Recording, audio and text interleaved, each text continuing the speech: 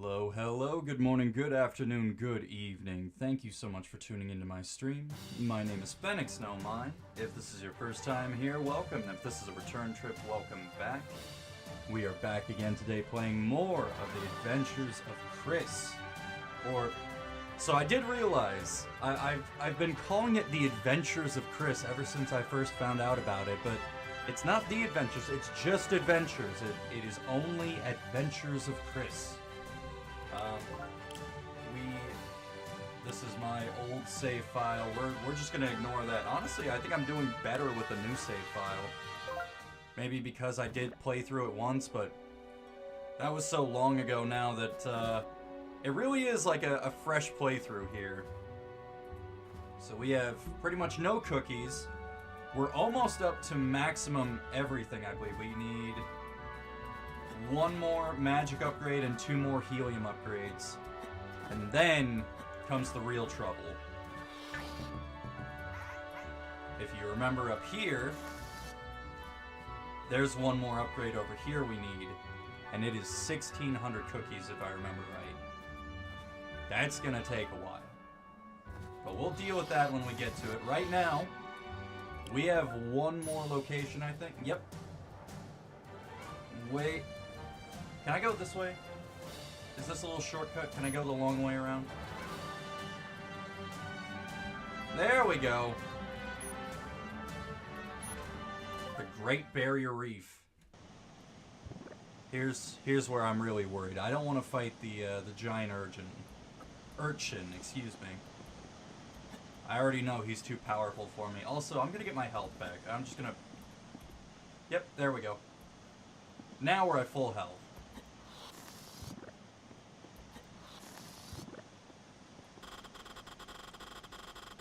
G'day, my name is Blue32, personal submersible transportation device, and also espresso machine. Wow. It really is a one-stop shop. Also, before we go any further, let me go ahead and welcome everyone here. Decaybe, Ness Enjoyer, no username. Welcome to the stream. Happy to have you all here. What is going on in chat? Oh, you're... see, Decaybe, you're sharing the deep lore here. I appreciate it. Gotta tell everyone what I'm all about. Maybe not everything, they don't need to know all the details, just the fact that subscribing and following me is very, very important, very good for the cause of entertainment, absolutely nothing else. Did you guys ever get the evil ending in Shadow? Yes, we did. We got the very good ending, very evil ending, and the very sort of most neutral ending.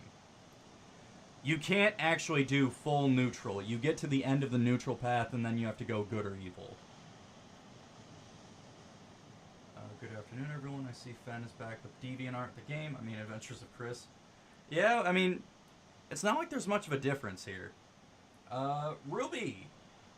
Ruby, hello. Welcome to the stream. Happy to have you here. I haven't seen you in a bit. Hello once again, everyone.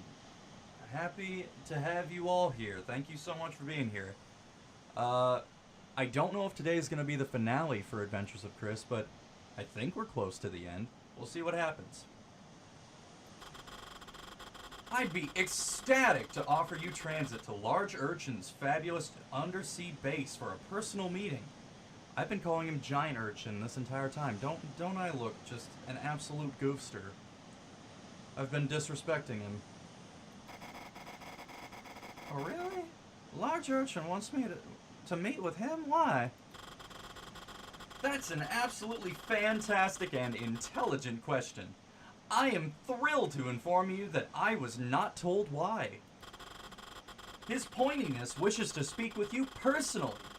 So, are you ready to take this exciting opportunity? He strikes me the same way as the Yes Man from New Vegas does. I wonder if that's intentional. Maybe they took some inspiration from Yes Man. I don't know. I'm a bit worried. I can't fit in that little seat. No problem. Guests of slight overplumpness can be accommodated with minor adjustments to my interior, only taking 48 hours. Actually, I've got an idea. Do you have a tow cable? Oh, no.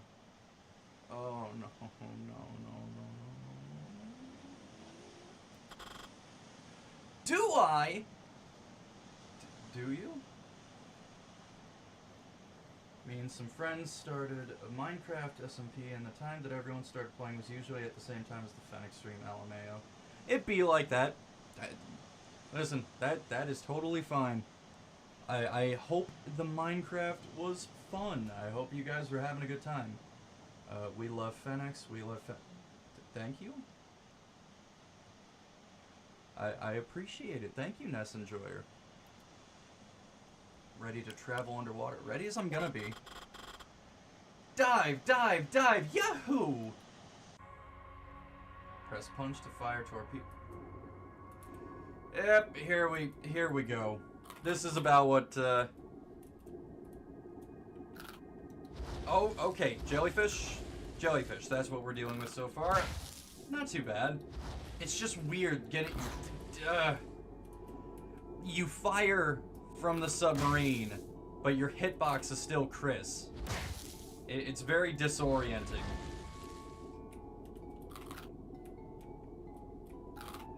I'm hoping this isn't gonna be the entire level, at least. Maybe we just need to get to the... Shit. Just get to the lair. Okay, no, we're fine.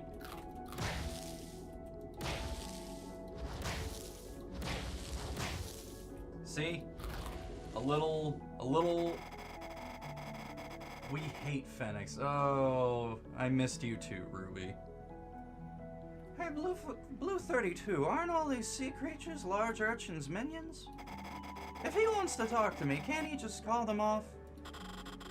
Unfortunately, the mutant sea life around here is very well trained to attack all outsiders. Fortunately, it would be my pleasure to neutralize them for you. Yeah, alright, we'll just take that as it is. Is this a death pit? Nope, that's you can't go that way pit. Thank you. Very nice. Oh, okay, yeah, those are spikes. Okay. Got it, I see. As long as we keep moving sideways fast enough, I think I should be alright to get past them.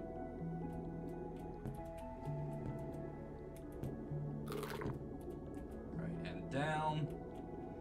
We are cutting some of these really close. I do not like this. Ah, okay, yep. Can I... Okay, we can kill the crab. I don't know about the tiny urchins. They might be imbued with large urchins. Hey. Okay. We just gotta keep moving here. It is way too dangerous to stop. We just gotta keep going. The sooner I'm out of here, the better. What the fuck is this game? Ruby, if I had 3 hours, perhaps between 5 to 8 p.m. Eastern Standard Time, I don't know if I could fully explain to you what is happening in this game. This isn't looking good.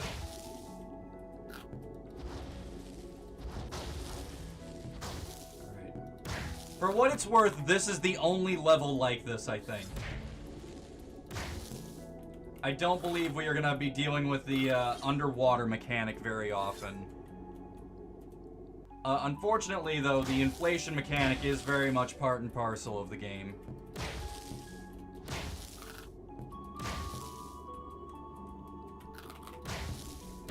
Well, there he goes. Is this like a fetish game? I hope not. I really, really hope. Like, it's extremely self-aware, so I don't think so.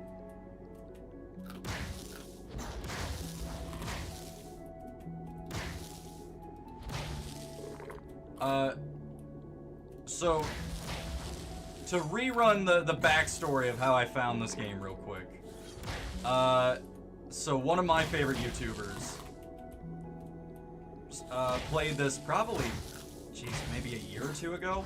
This came out in 2020. We're just brute forcing our way through. Why is he inflated? Because a tiny vampire wanted to turn him into a birthday party decoration. So he could join the League of Terror, which is made up of the Smog Monster, a cat ninja, a large urchin, a Chilean penguin scientist. Who else was there? Who's in the League of Terror? Oh, yeah, a giant angry Malaysian mosquito. Listen, we started in 1995 in Tuscaloosa, Alabama, and Chris just wanted to go home and play some, whatever, fucking Dragon Quest or something. And he got teleported to Transylvania, and then he went in to Count Junior. That's the kid vampire, right? Also, Death was there.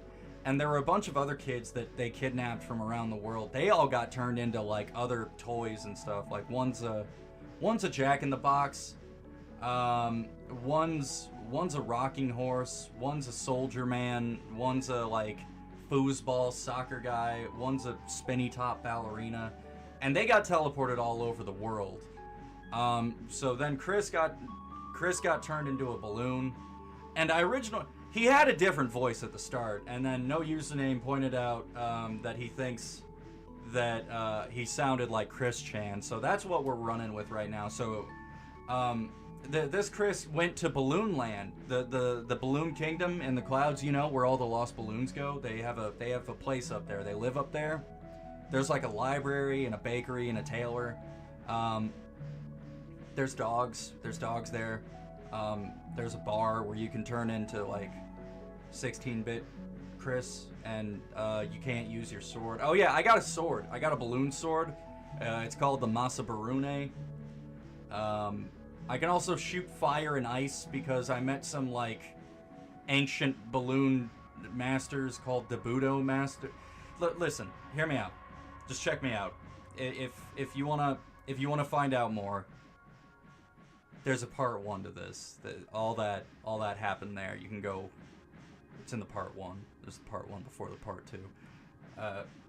But back to the present. Now that we're all more or less caught up. What the heck is that thing? Why, haven't you ever seen a giant mutated sea cucumber before? I usually pick the cucumbers out of my salads at Outback. These guys are immune to my torpedoes, but we should be able to sneak past when they aren't feeding. Isn't that exciting? That's fucking horrific. I hate everything about that.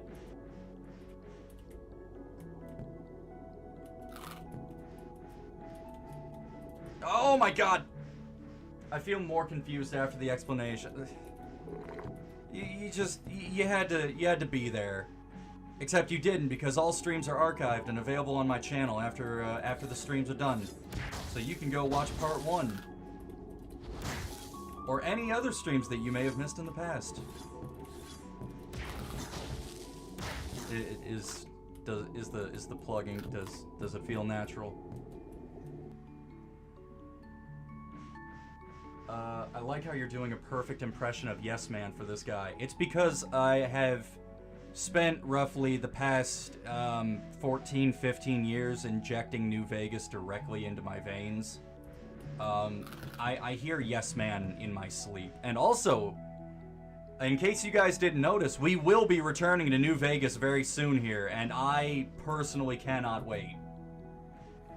We're gonna go do all the DLC. Dead Money, Honest Hearts, Old World Blues, and Lonesome Road.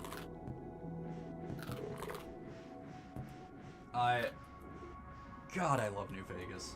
Like, hands down, far and away.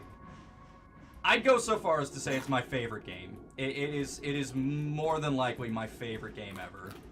I love New Vegas so much.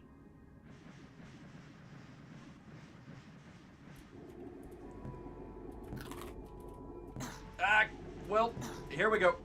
Just brute forcing. You have almost arrived at your destination. Thank you for choosing Blue 32 for your undersea travel needs. It has been my intense pleasure to serve you. Let's do this again sometime.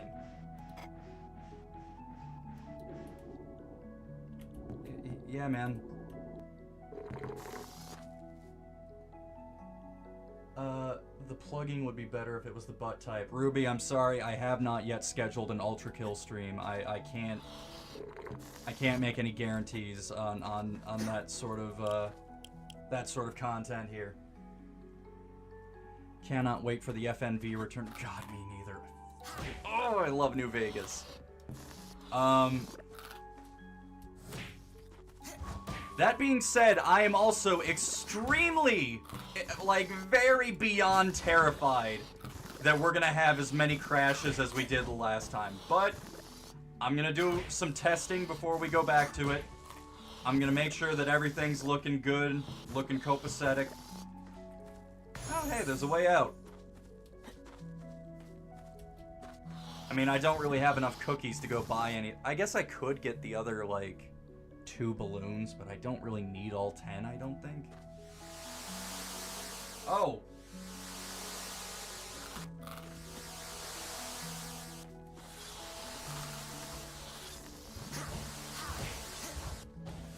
Alright.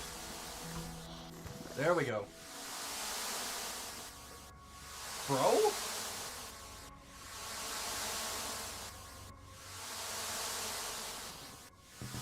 Okay. Nice and easy.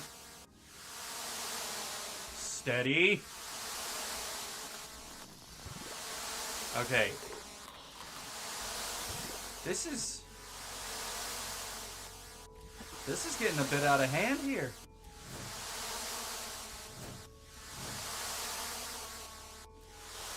Alright, we're good. We made it through.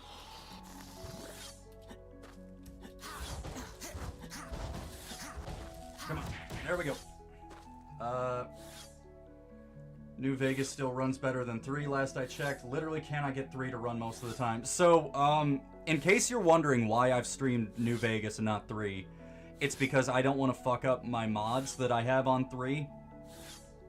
I have somehow, please knock on wood, please pray for my copy of Fallout 3. I've got, I think, around 132 mods installed, and they all work, and they all run properly. And I think if I fucking breathe wrong, that game will crumble to dust. So on one hand, you have no idea how badly I want to play more Fallout on the channel. But at the same time, I don't want to risk uninstalling any of my mods and then never being able to get them working again, because I know that's exactly what's going to happen.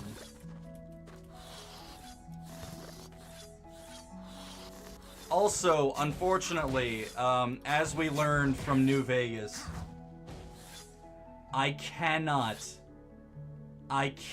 play the radio when I play Fallout, because that is all licensed music, and I will get, like, immediately taken down. Which,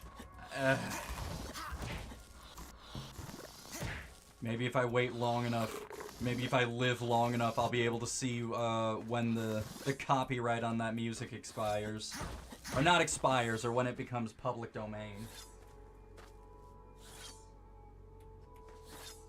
Alright, down. And I still went right into the spikes. What is wrong with me? Why am I... Oh, hey!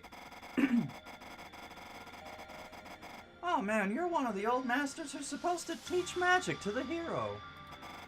My name's Chris, and I could maybe be the hero. What do you say? Can you teach me? You are not the hero. But you know magic? You have been trained? Yeah, man, look at my stance right there. I'm fucking ready to learn anything you can teach me. My copy of Fallout 3, it's the console one for anyone who wants to know. Barely runs. It's still a clean disc. I have no fucked it up in any way, and my ancient copy of New Vegas still runs better than it. So I at least avoided that. I have Fallout 3 on the 360 digitally, and then I have a physical copy of New Vegas. I actually just went back not too long ago and finished getting all the achievements on the 360 versions. because I had already gotten all of the achievements on Steam, and I just... Fallout... this is gonna be controversial. This might be this is my hot take, but Fallout... Good.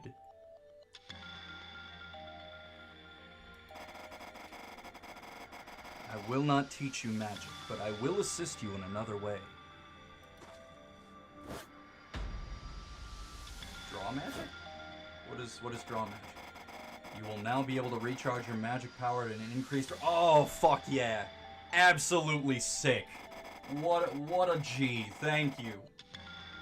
Well, thanks, Debuto Master. I'm a big fan of the hat, by the way. Alright, see you later, then. Fallout, very good. Not 3, though, nor 4. 4... Especially not 76. Never 76. Alright, do you want an actual hot take from me right now?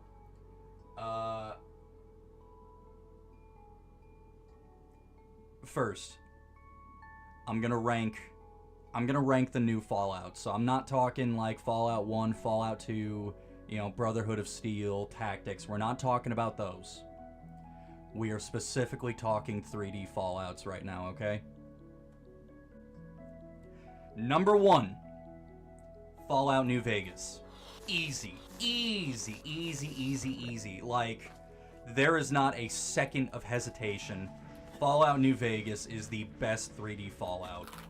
I will die on that hill. I will accept no substitutes. Fallout New Vegas is the greatest... Close enough.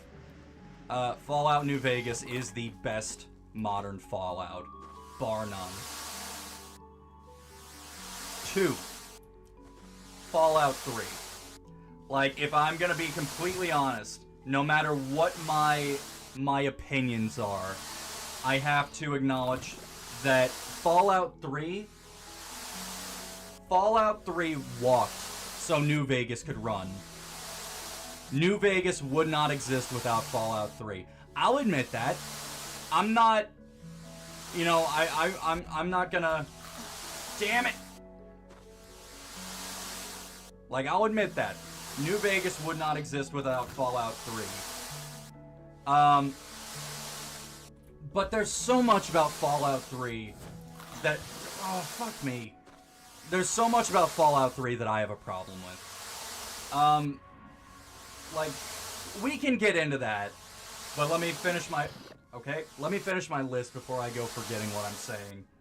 I also don't think I'm going to be able to solve this laser puzzle while I'm ranting about Fallout, because you know I only have one brain cell, and if it's occupied talking about Fallout, it can't solve puzzles. Are you crazy? Yep, there he goes. Okay, you know what, we're going to take a minute back here, because I'm not going to sit there listening to the lasers the entire time while I ramble. So, number 1... New Vegas. Number 2, 3. Now, number 3, this is where I'm going to lose a lot of people. This is where people are going to get mad at me. 76. I'm putting 76 above 4. Now, let me clarify, I'm speaking purely vanilla. If we're talking mods, oh my god, no question, 76 is at the bottom of the list because you can't mod it without getting fucking banned. But if we are talking purely vanilla, number 1, New Vegas, number 2 is 3, number 3 is 76, number 4 is 4.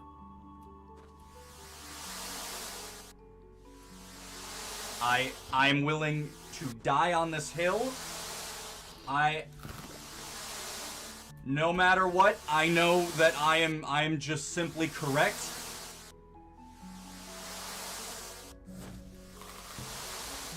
Okay, we're so close. Alright, we made it. I think I've told this story before. I don't play Fallout, I'm still shocked he put 76.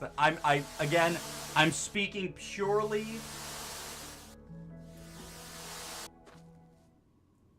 Current version... Okay, So let's talk shop here for a minute. Let's be really real about these Fallout games. Number one, let's talk about Fallout 4, okay? Now, let me take you back. Let me take you back to the past. We're gonna play the shitty games that suck ass, okay? I was in high school when Fallout 4 came out, and I had already been injecting New Vegas into my veins for years. God damn, I lived and breathed New Vegas. By that point, I think I had probably played through New Vegas at least 20 times. And they announced Fallout 4.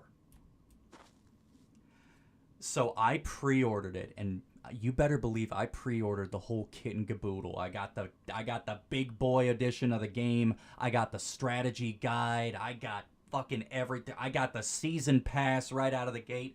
I got everything for Fallout 4, and I went to the midnight release. And I decided I was ready. I was going to skip school the next day. Because I wanted to play this game so goddamn badly. Don't let me forget where I was at here. We have some story going. The boss fight. The game is still going on here. But I want to rant about Fallout, goddammit. Excuse me. All right, large urchin, was it, right? You said you wanted to see me. Oh, fuck, what voice did I give him? Ah-ha-ha, large urchin! You were a fool to have invited me to your quaint little hovel. I shall now make an example of you, ah-ha-ha! Gurgle. What? What is this green? I am your base and obedient slave. I shall return to the surface and return all magic powers to Yuki Satoka. I shall then return to the castle and spank myself soundly, as I richly deserve for my insolence. Gurgle. I shall What the? I never... But You mesmerized me! That's not fair! It just isn't fair! A mind control toxin, so that's how he started all those wars. Very well, Pincushion. I shall discover a means of guarding my mind, and then I shall be back to finish this. Help. Hey, large urchin, may I have the... No. Must resist the toxin. Must pop all the lost balloons and then pop self. Yikes! Control your thoughts. Think of Fettuccine Alfredo. Think of Egg Pilot Center. Think of Chrono Trigger. Think of Sonichu. Gurgle. This ends now. Oh my god. Oh, okay. Whoa, whoa, whoa, whoa. Okay, he's very powerful. He's easily the strongest enemy I've faced. He's very... Okay, whoa, wait, whoa, wait.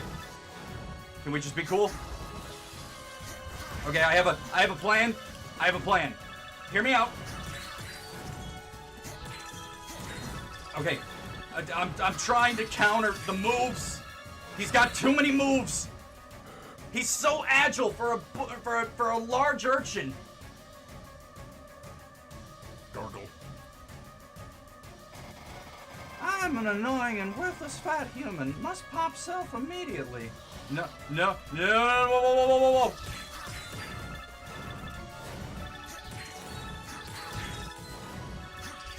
Okay, wait. Oh my god. Okay, we're good. We got him.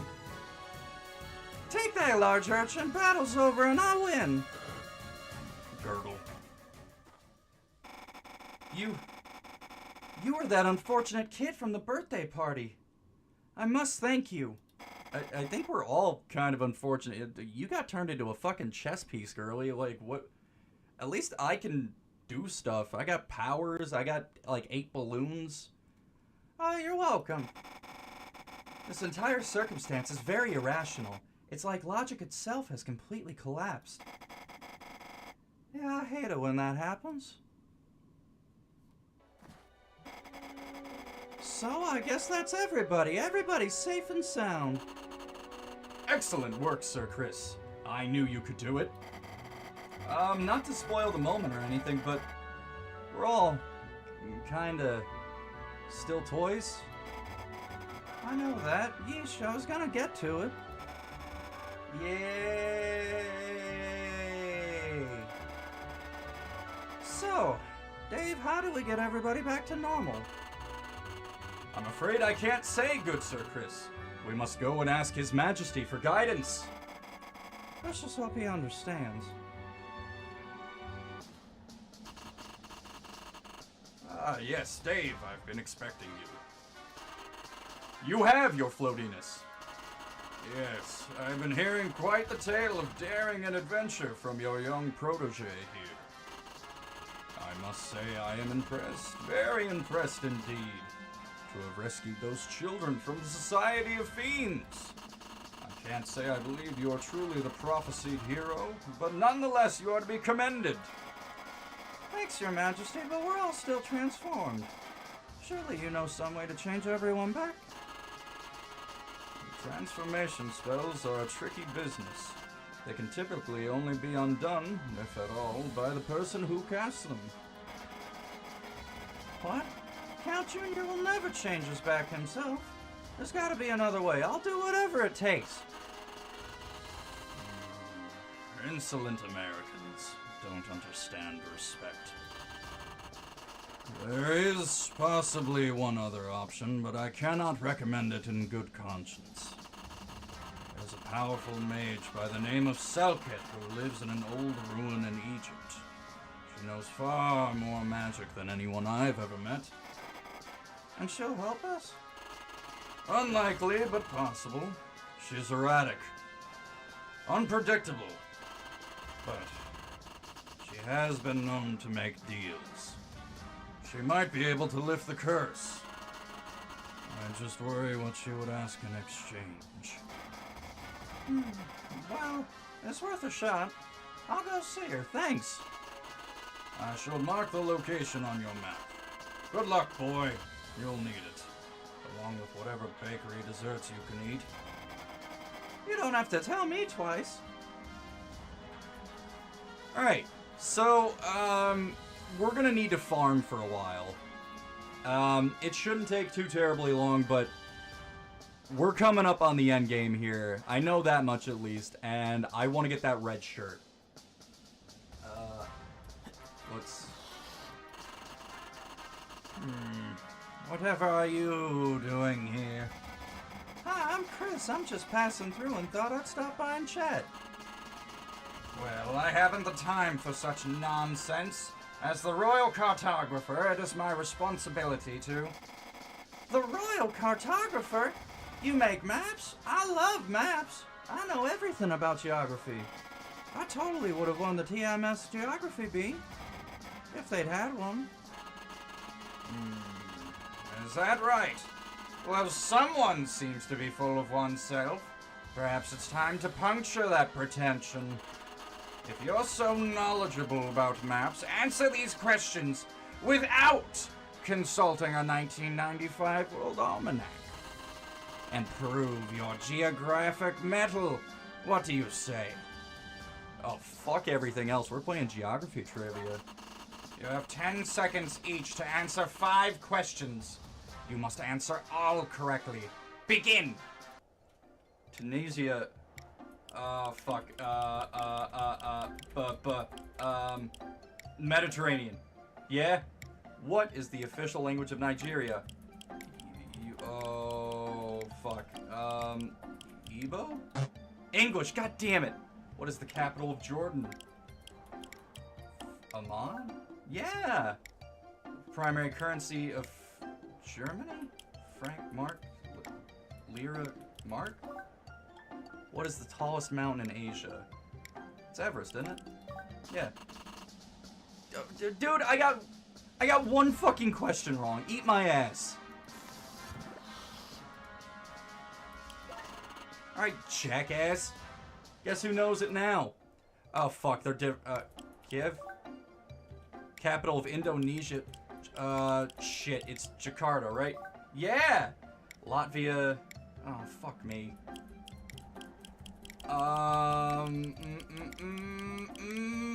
Baltic? What is the capital of Nepal? Kathmandu? What is the largest city in Japan? Oh, shit! Is it Tokyo? Holy shit!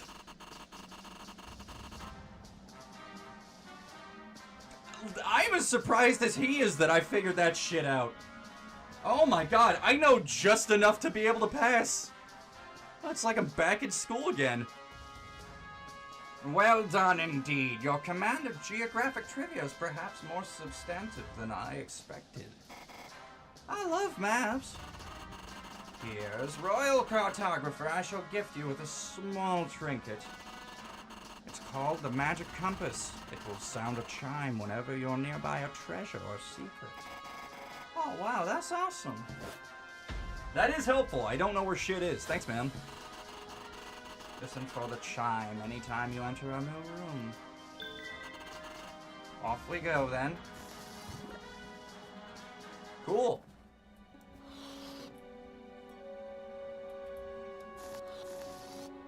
Next up's the bakery. Key lime pie.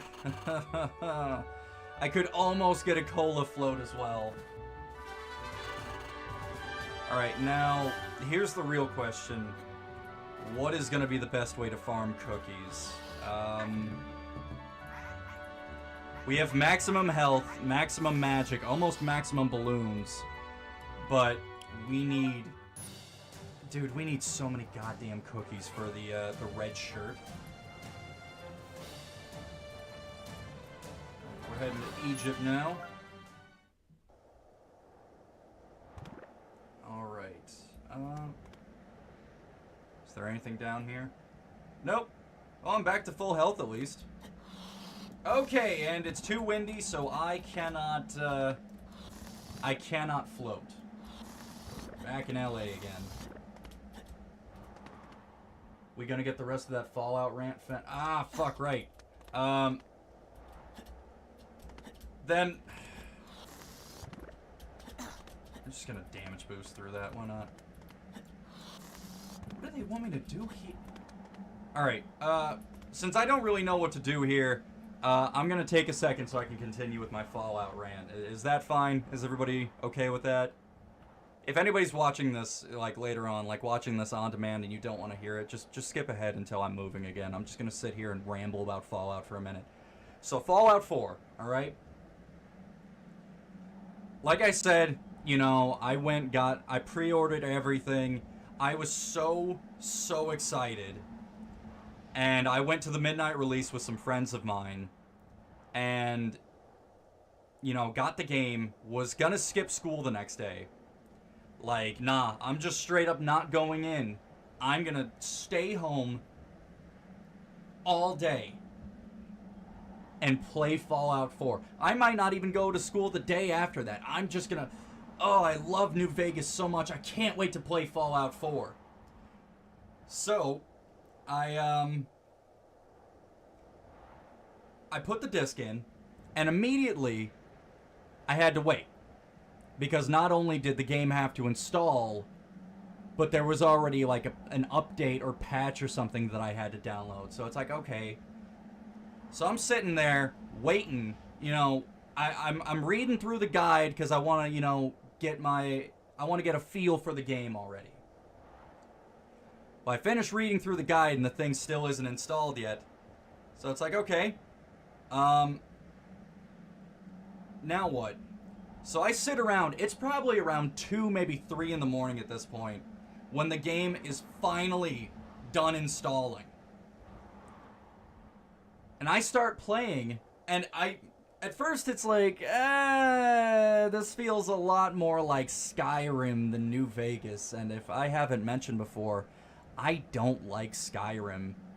I kind of fucking hate Skyrim. So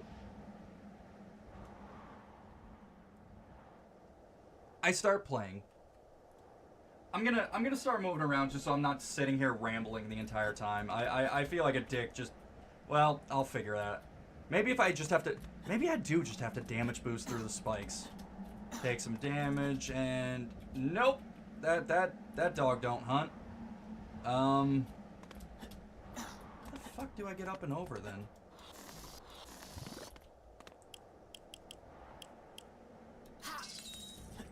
Maybe if I... Nope, none of these knock out.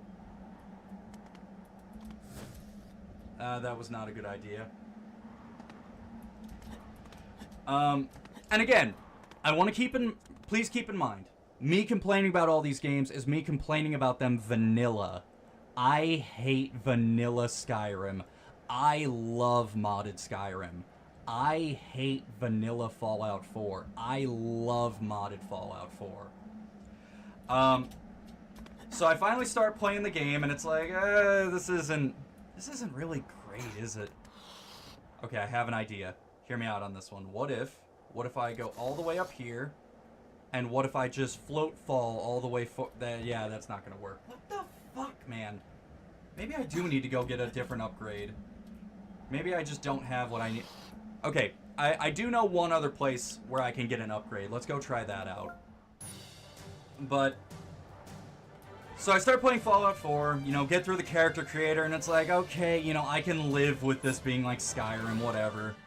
So you have the opening where you go into the vault, come out, and it's such a minor thing. But the design for the 10mm pistol annoyed me so fucking much. I despise how the 10mm pistol looks in Fallout 4 compared to the other games. Yo, they call me Racer Balloon. Want to race? There's a prize in it for you. Yeah, man. We'll race to the end of the freeway. Ready, set, go!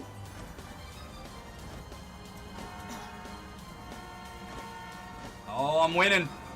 I don't know how, but I'm winning. I'm just damage boosting through the smog.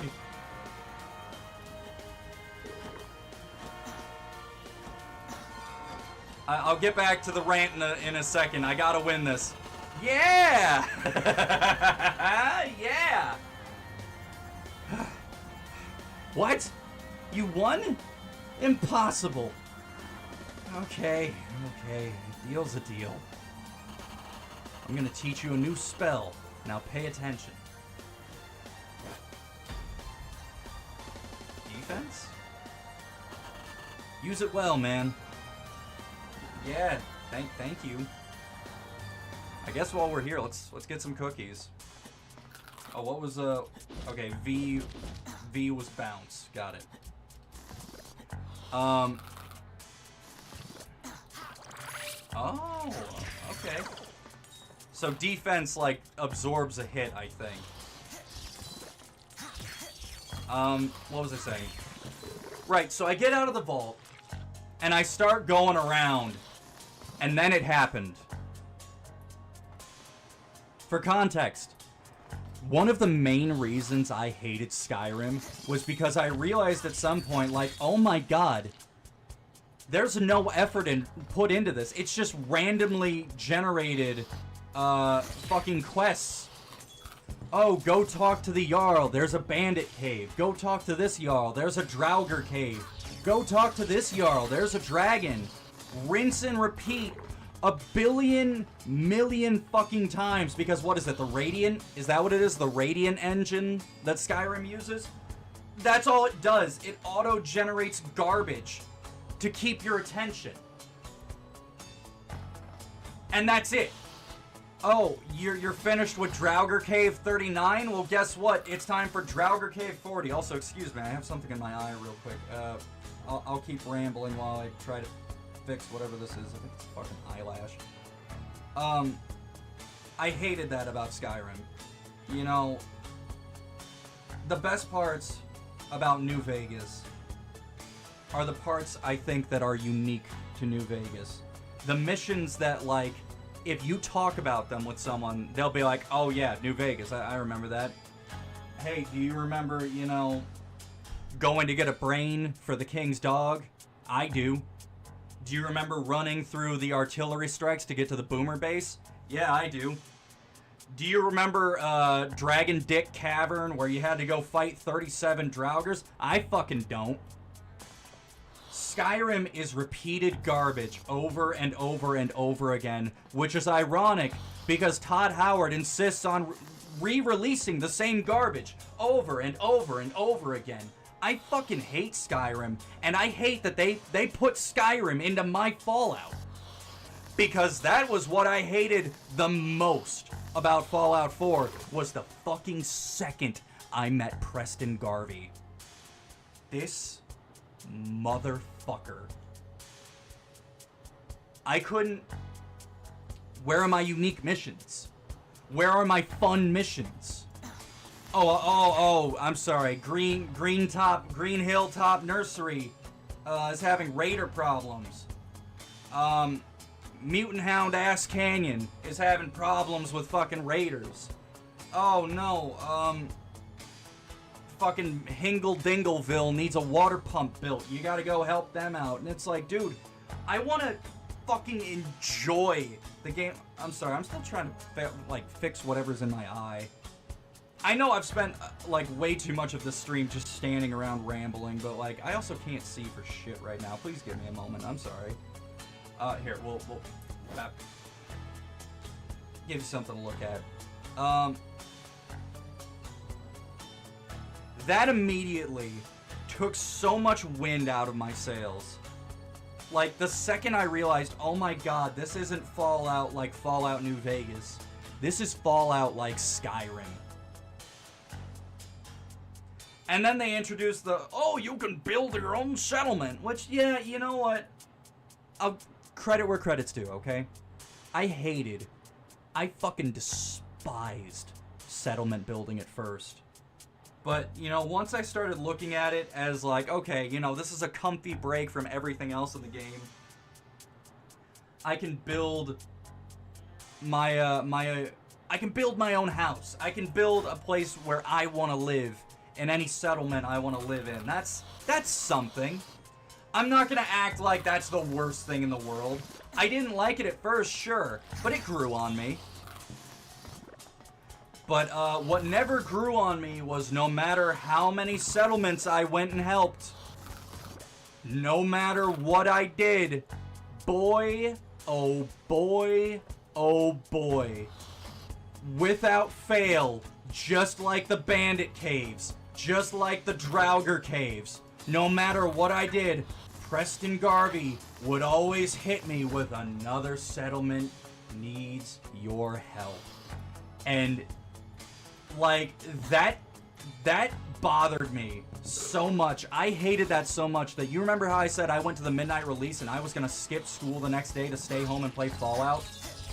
I got so fucking sick of him being, oh, another settlement needs your help. I decided to turn the game off and go to bed because I was just gonna go to school in the morning. I got so fucking bored playing Fallout 4. I was so unhappy with Fallout 4 that I decided I would rather go to school.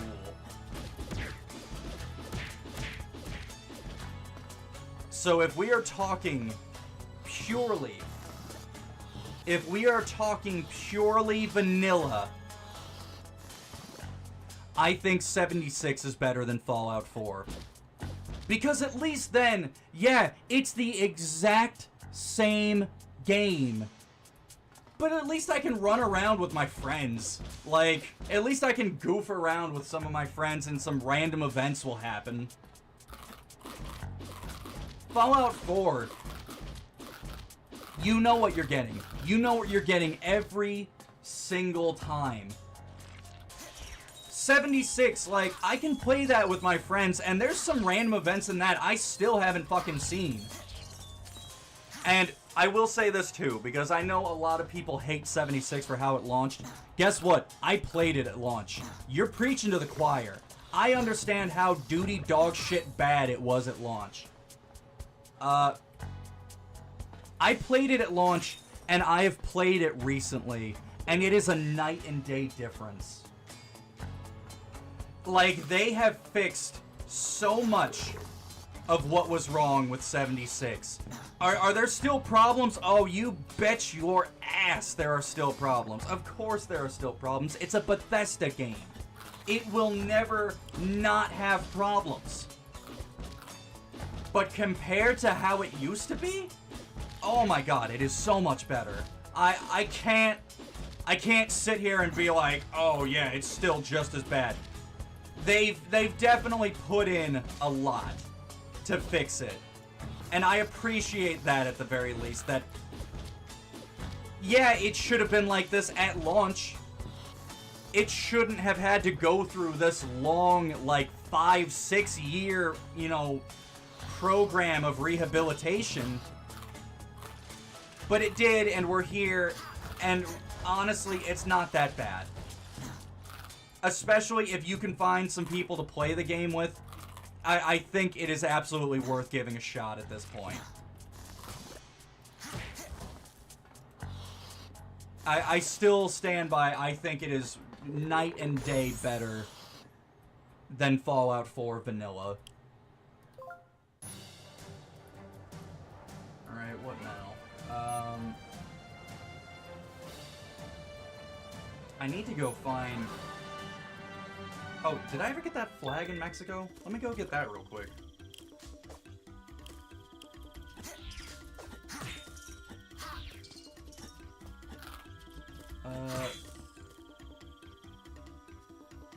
Another settlement is in trouble, Fen. I'll mark it on your map. Please don't. Please don't mark it on my map. Preston, please don't mark it on my map. I don't want to go help another settlement. I don't give a shit what is going on. I don't care how many super mutants are fucking streaking through the quad right now. I don't care. I'm not going to help them. That's their problem. I want to go... Do you know how much the survivors fucking suck in Fallout 4? It's more fun to be a raider. And that carries over to 76, actually. The settlers are so goddamn awful and uninteresting, it's better to be a raider. It is more fun. The raiders are better characters. Like, the survivors are the most effortless, like, cut and dry, copy and paste. We didn't care enough to actually write real characters that I think I've ever seen in a video game. Okay, that was the only thing in Mexico. Cool. Oh, fuck, there's still something in Chile. I got the flag, though, didn't I? Yeah, that's the... Did I never learn magic? Shit. Alright, I gotta go back to Chile, then. I'm doing this because I don't know if I can get into Egypt yet. If you wonder... Like, obviously Egypt is where we need to go, but I think there might be some magic I need to actually get in there. Wait a minute. I'm an idiot. I am a complete, genuine idiot. I already have the power I need. I forgot about it until I went to LA. Check me out now.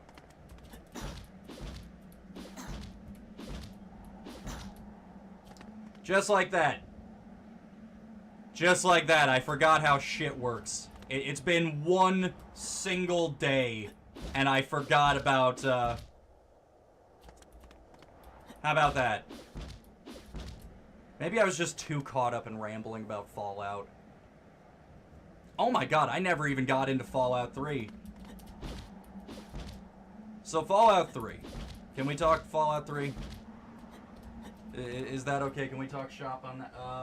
Oh, actually, let me get caught up on chat. We might not be done talking about Fallout 4 yet. Fun fact, Piper will always call you Blue, even if you aren't wearing the jumpsuit when you meet her or ever afterwards. It's kind of confusing. Well, not confusing. I guess they just didn't want to bother, you know, paying the voice actors to do all of that extra work. But Codsworth has a library of all of these names that he'll read. Why couldn't they do that for the other companion characters? But I know that's asking for too much because they couldn't be fucking bothered to write actual dialogue options for the main character. It's either good guy, bad guy, sarcastic, or question. Like, I hate the dialogue in Fallout 4 so much. Like, everything about Fallout 4 just showcases why New Vegas is a better game. Fallout 4 is a... Are you dicking me? What? Okay. Fallout 4 isn't a... It's a disappointment. Also, what happened to not taking damage while super bouncing? Oh, there we go. I thought you're supposed to be invincible when you super bounce. Why is that not a thing anymore?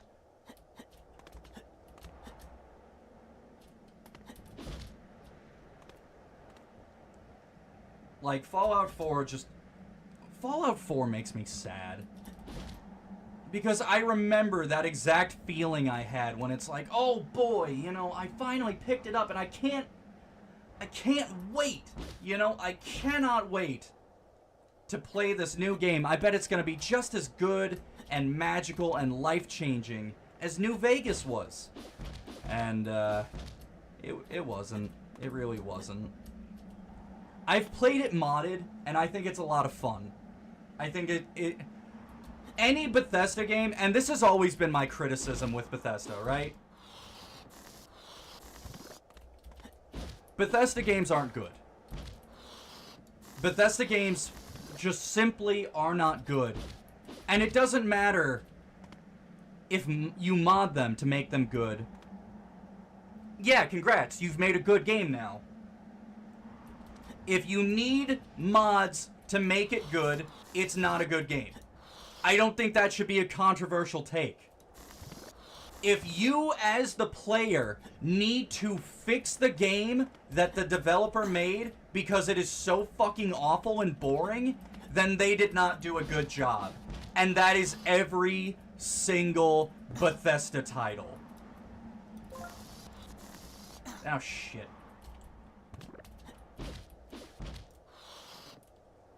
Like, Bethesda does not care. And they know they can get away with not caring because they know people are still gonna buy the game so they can mod it. They know they don't have to put in the extra effort. They know they don't have to try. Because at the end of the day, people will fix it for them.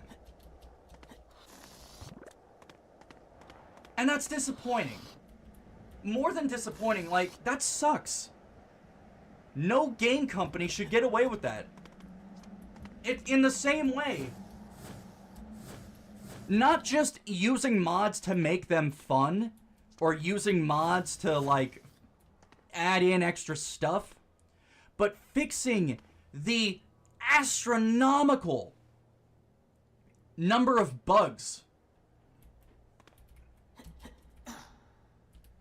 Yep, good enough. Bethesda games are such buggy fuckfests. Like, if any other game company did that, if any other game company released their games in the state that Bethesda does, they wouldn't be around anymore. They would go out of business. No other game company could get away with murder the way Bethesda does.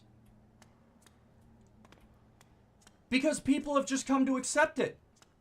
Oh yeah, it's buggy as shit. It broke 37 different ways. The map disappeared. It deleted my save. It called me a bitch. But it's a Bethesda game. It's a Bethesda game. What are you gonna do, huh? You gonna expect a finished game, a finished $70 game from Bethesda? Come on, let's be real now. Come on. No other game company would get away with that. Yeah, we can talk about yearly release games. You know, the Call of Duties, the Assassin's Creeds, the sports games. And that's different.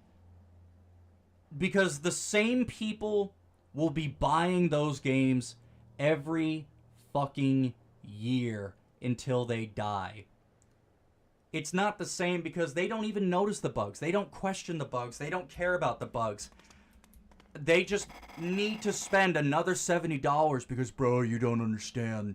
The new guns and new maps are gonna go so fucking crazy, bro. Or, no, dude, you don't understand. The roster's updated and the graphics are more realistic and there's more Mountain Dew and Gatorade advertisements in this one, bro. They're not playing games anyways. And keep in mind, I'm not laughing at you. I'm laughing with you. I still play Call of Duty. I still play, I play WWE. I play 2K games. I play Treyarch games. I'm in the same boat. But I acknowledge them for what they are. They are awful trash-ass games that are only good for turning your brain off and, just drooling on yourself and playing for a while. That's different than what you should be expecting from Bethesda that has a history with all these, major AAA releases that quote-unquote, reinvented the genre. Oh, they reinvented the wheel with open-world RPGs. Look at Skyrim. Look at Fallout. Oh, they're shit. They are shit, and it should be acknowledged that they are shit. And if you fix those games with mods, I'm glad you have a fun game now, but it doesn't change the fact that that base game is shit, and that base company is shit. And every single time I insult the games and the company, Todd Howard's going to queue up another re-release, another, quotation marks, another remaster of Skyrim. Maybe next time the trees will look better. The water will look more realistic. Maybe they'll even fix one or two bugs. One or two bugs that after 5 or 6 remasters, there are still bugs that existed in the original 360 and PS3 versions. Did you know that? In the most recent version of Skyrim, there are still bugs from the original 360 and PS3 versions. That's bullshit. And I'm tired. I'm tired of acting like Skyrim is a good game. Oh, I get it. I get it. You played it in 2011 and you had a lot of fun and I'm really happy for you. But let's stop pretending. Can we? Can we please stop pretending Skyrim is a good game? Can we stop pretending that Bethesda is a good company? It's not. It simply isn't. I'm not saying you can't play these games. I'm not saying you can't have fun with these games. But these are not good games. This is not a good company. And when people stop buying these fucking games, when people stop supporting shit-ass Bethesda but you don't understand, they put the adoring fan in Starfield. I don't care. Don't give them money, and maybe they will finally take some goddamn accountability for the garbage they've been shoveling out for the past 15 fucking years. I'm sorry, we've been sitting here at dialogue. I've been going sicko mode here. Oh man, these mummies are tough. If I'm smart, I won't let them see me. Okay, thank you, Chris. Let me get caught up on chat now. The last good game Bethesda made was Morrowind. Reminds me of the whole ordeal when FNAF Security Breach, where people acknowledged the bugs but then tried to say it was a positive because it made the game... God. Listen, I'll accept that for something with, like, Cyberpunk, where it's like, oh, the not game-breaking bugs, and let it be reminded, there were a lot of game-breaking bugs. I played the game on PS4 at launch, and I almost platinumed it until one of the quests glitched out. It was a quest that I finished. And then, 3 days later, it was active again. And I couldn't get to it, and I couldn't do anything about it. The objective was there, the quest marker was there, but I could not do anything to actually, change the quest. If you're wondering what quest it was, I guess a lot of people had problems with it. It was Happy Together. It's the one with your, like, neighbor guy in the original safe house. Like, it was an interesting quest, and I really did like the kind of, like, I don't know how to describe it. I like the idea behind it. I think it was a good quest. I think it was a good story for the quest. And that goes into the whole shit show of Steel Wool and the laziness of Scott Cawthon. So, I won't get into that simply because I don't know enough about it. I don't know a lot about Five Nights at Freddy's. I don't know a lot about those games. I don't know a lot about Scott Cawthon. So I won't try to speak as any kind of authority on that.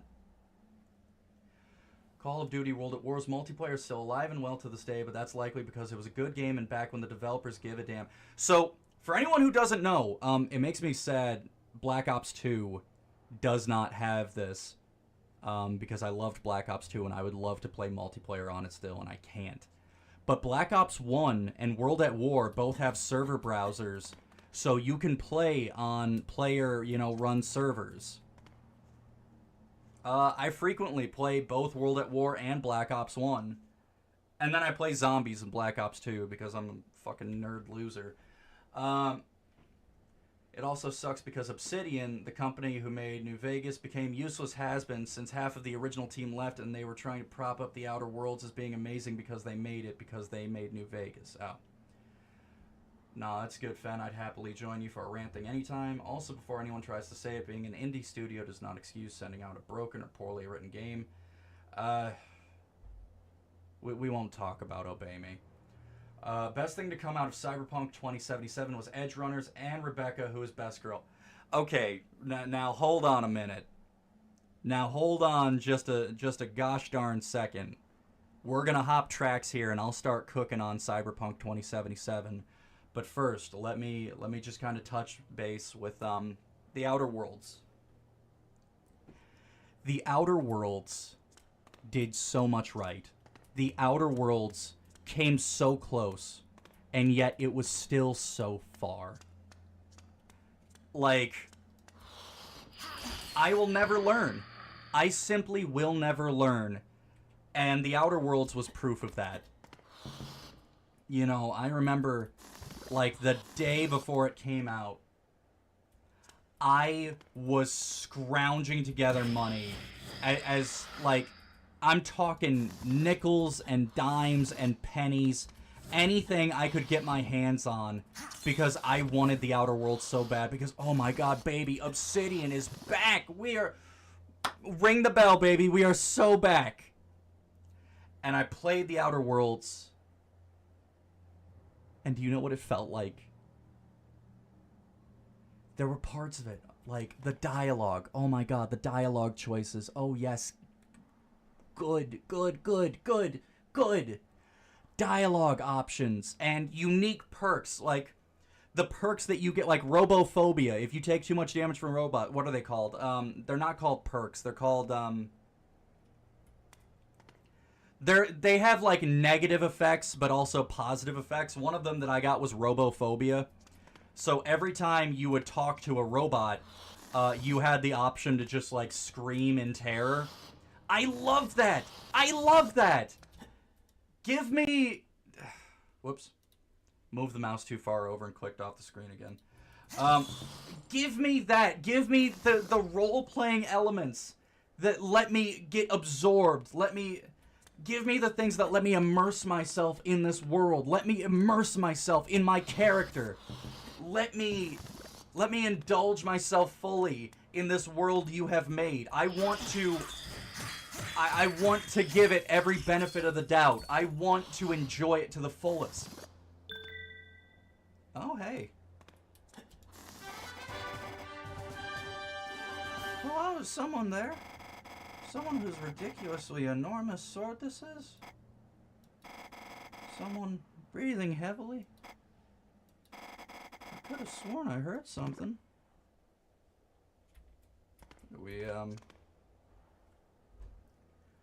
I remember getting bored halfway through, buying the Moon Man head and donning a suit so I looked like the Spacer's Choice mascot before going on a murder spree for shits and giggles. I think I did kind of the same thing. I remember getting the Spacer's Choice Moon Man head. Can I have this? I want this. Let me take the sword. Let me trade out the Masa Barune.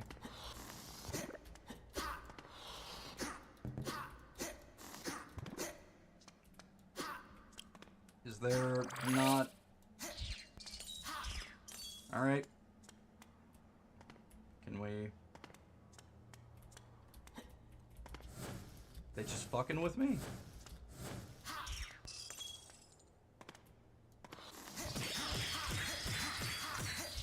What was I saying, though? Oh, Outer Worlds.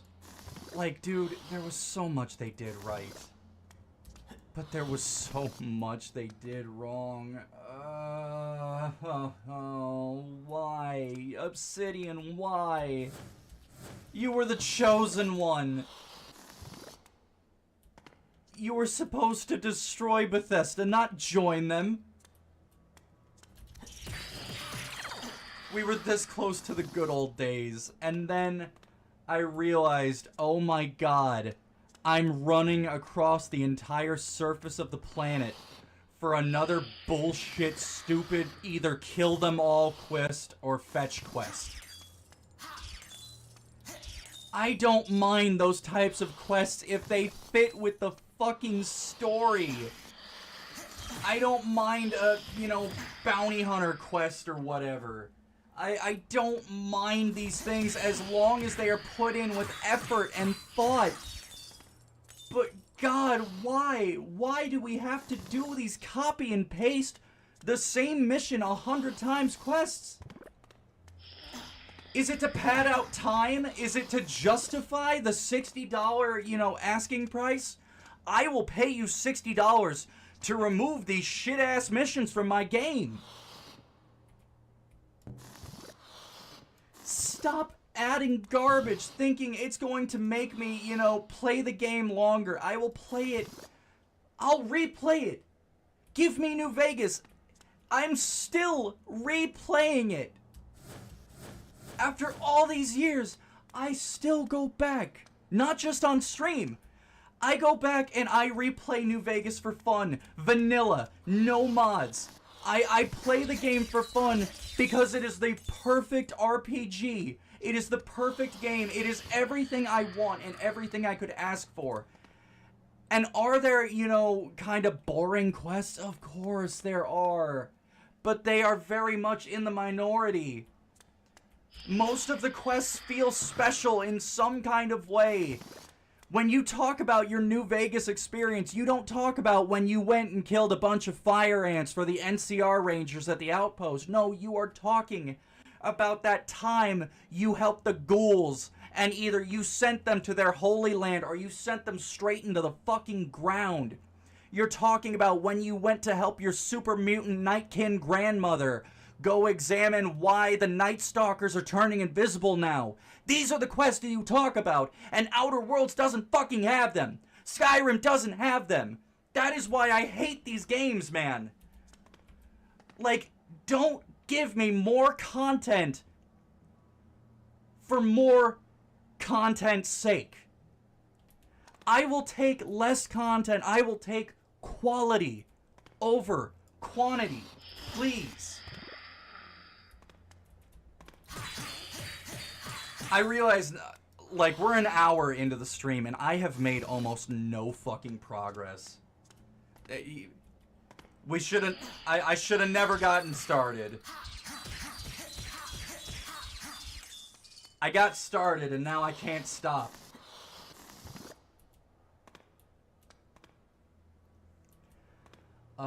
The Outer Worlds also had a massive problem with tone. Like, it goes from being goofy to serious, then back to goofy, like it's a modern animated adult comedy. Oh, like how the first guy is just dollar store Rick Sanchez. Have we ever addressed how much I fucking hate Rick and Morty? Yeah, that was immediately, like, a red flag for me, that we started off with, as close as we could get to Rick Sanchez without getting a copyright issue. That was the moment. It was like, oh no, this isn't New Vegas. This isn't Obsidian, baby. What is you doing? What is this?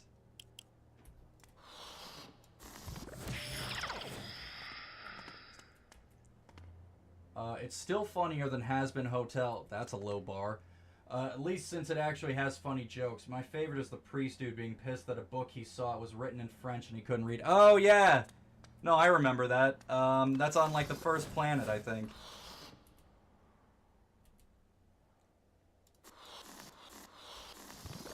I don't know. I'm sorry. I have spent the lion's share of this stream so far just bitching about Bethesda.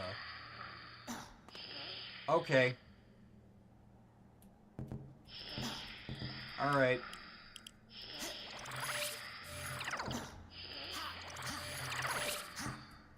This defense spell is really worth its weight in gold, I'm not gonna lie. Oh, shit. It does take a good amount of magic, though. That is something to be worried about. That's my favorite bit, honestly. It's such a well-deserved bit. Nothing over this way. Dude, especially after Bethesda went out of their way to ruin everybody's Skyrim mods. Are you all familiar with that? How Todd Howard threw a fucking bitch fit about how nobody was buying Starfield and Starfield didn't win the awards he wanted it to. So they released an update for Skyrim to make it so that everybody's mods were like incompatible.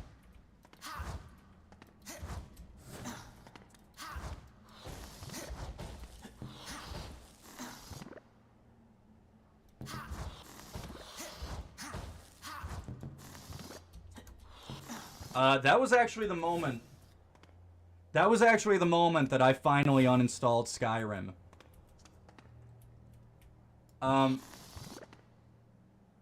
So I tried modding Skyrim and I couldn't get it to work. And then, funny enough, my mods here, my mods, Decaybe and Wonderful Bingus got me to give it another shot.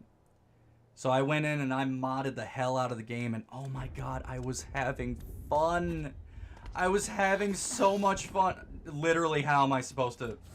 Oh, propulsion kick, got it.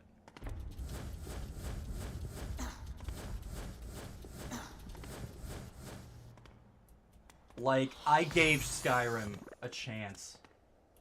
I gave Skyrim its chance. I fucking modded it and I was having fun.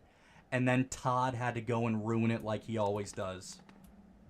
I have no intention of ever playing Skyrim again. It is a shit-ass game, and it is not worthy of my time or anyone else's. Who dares to invade the chamber of the great and powerful Selket?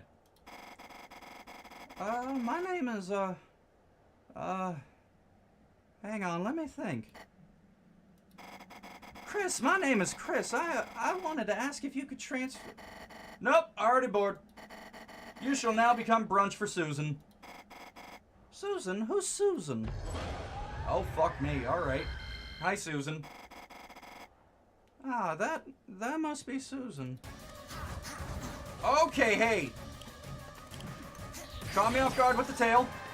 Okay, yep. Oh, this isn't gonna go well.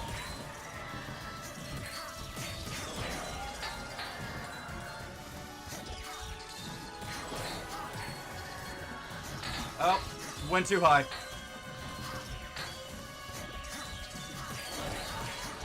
We're almost there. Almost got it.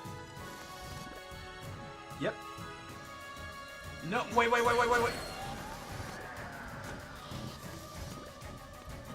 Okay, we're good. We're doing all right. Okay, yep, the double boss.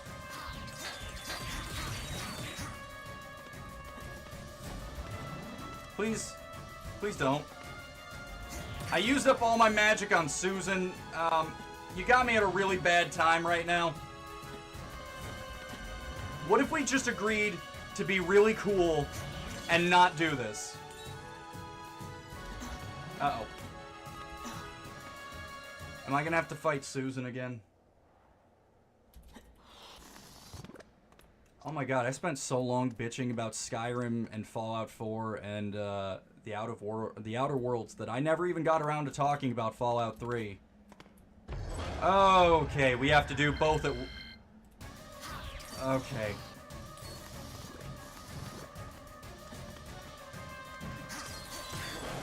That's alright. I can do that. I just gotta be more careful about not getting hit.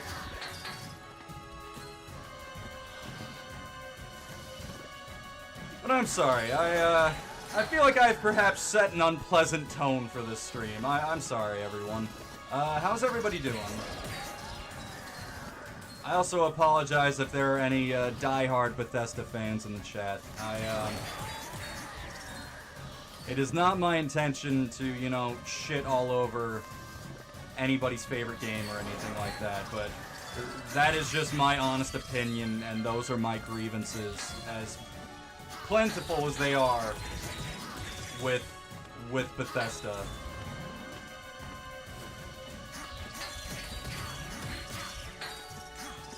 Oh, shit. Oh, okay, hey!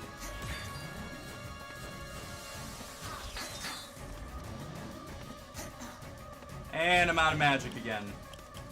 Hey, hey, hey. We might go do more farming. I think Japan might be good for farming. Let's go try Japan, shall we? This might not even be the finale. Like, we're right at the end of the game, and this still might not be the finale because I'm doing so awful. Okay.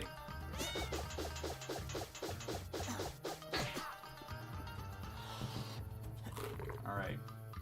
We're just here to get as many cookies as possible. I'd say... I think Mexico might also be good for cookie farming.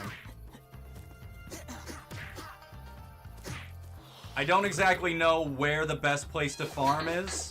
I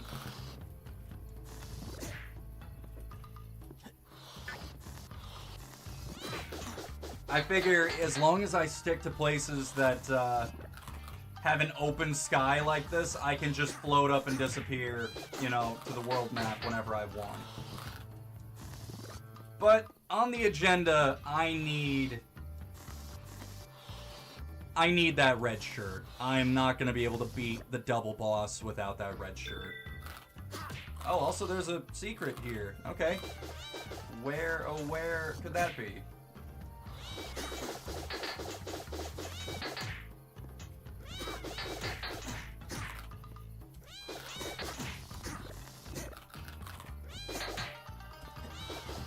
Up here? No.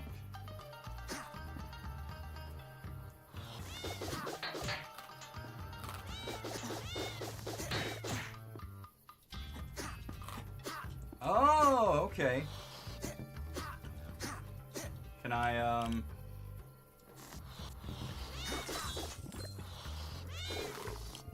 Okay, what if... Okay. Perfect. Now I am leaving with this book before I go dying. If I were farming cookies, I'd probably look for a bakery. Well, there is a bakery. Doesn't have cookies, believe it or not.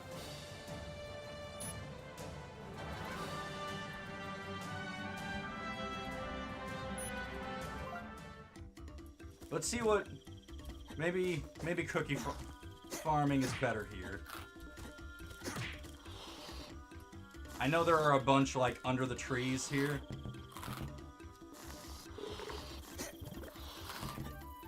And in theory, it should be easier, too, since this is the first area.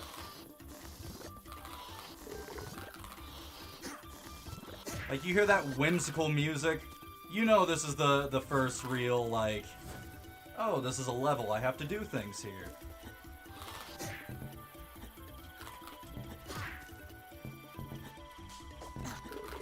Oh, I remember the frogs. I remember the frogs. Oh, wait, there were cookies back there. And a bat that hit me again. You know what, can we just, here. Let's just die, get our health back. Now we're good to go.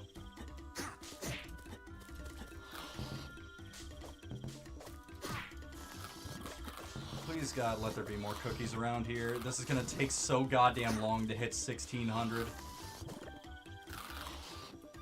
How about down here? What if we go down here? Oh my God. Okay, yeah, no, we're making some good progress here. Actually, hey. You remember where we made a lot of cookies really fast, right? Right? Gambling. So what if we go back to gambling?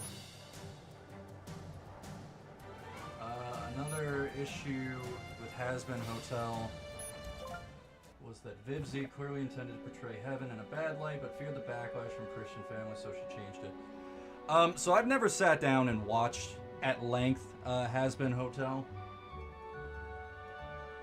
I did see the, like, pilot episode, and I've seen odds and ends ever since. And it looks like the most cringe-ass piece of shit I've ever seen in my entire life. What's the other one? Has-Been Hotel and, like, Hell of a Boss, is that it? Vivzy Pop... That...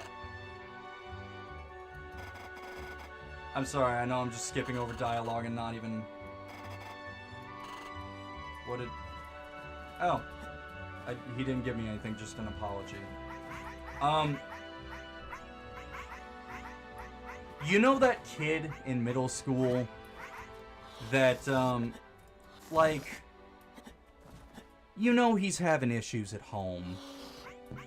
He doesn't know, you know, why daddy's not coming around anymore, why mommy's drinking all the time. And his older brother showed him, like, Spike TV, and now he's getting in trouble at school a lot. You know that kid? That's how Vivzy Pop writes.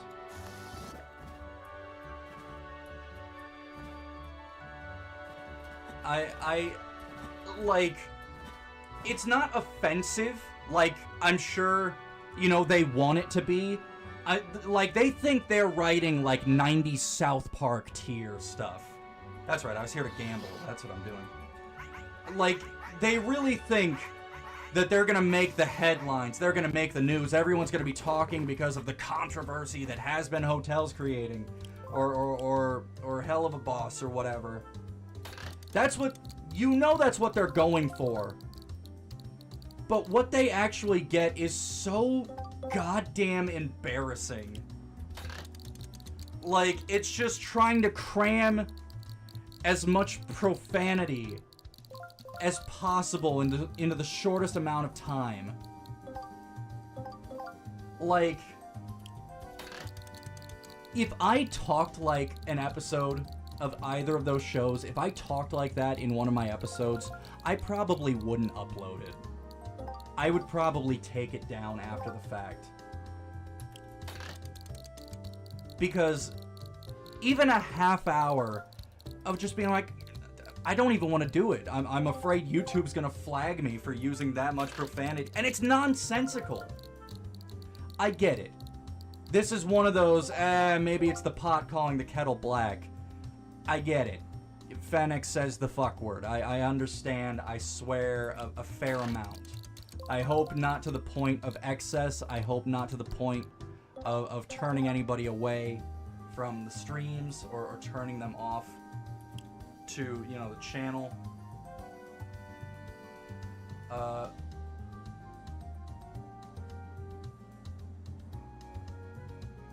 And the thing is, there's potential. I do like some of the characters, but they're all wasted by dog shit writing. Vivzy is also such a fucking pussy because she couldn't take people making memes about her writing. Example, Meet the Spy, but I have seen those memes. I do really like those memes. I remember seeing one about, it was Meet the Scout if it was written by Vibsy. Fucking hilarious.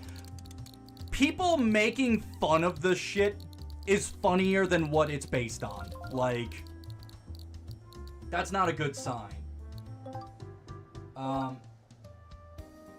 And her response was, oh, I take inspiration from South Park and Seth Rogen. Oh. I see she took her inspiration from Sausage Party Seth Rogen. Yeah, baby! Alright. We're going for 1,600. Give me another hot slot. I'm looking for hot single slots in my area. Come on now. Come on, baby. And no.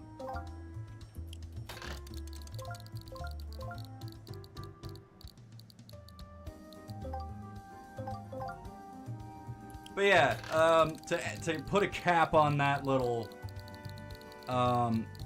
rant. I've been on a lot of rants today. I feel like I need to just play the game more. Hell, Cartman could write a better episode than Vibsy because he canonically knows how to write proper jokes. What, you mean saying a swear word or talking about genitals isn't comedy? Isn't that the basis of comedy?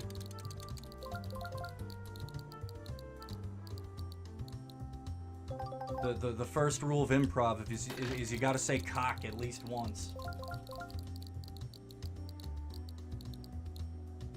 It's just so awful, dude. It's embarrassing.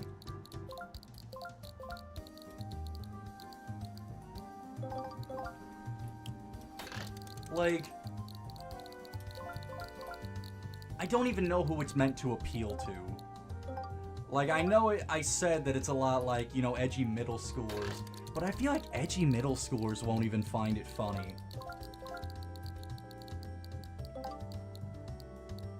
Like, I remember, I don't know if it was a YouTube poop, but there was this, like, SpongeBob edit back in the day, Grandma's Kisses, and that was very profane. That was extremely profane. Damn it!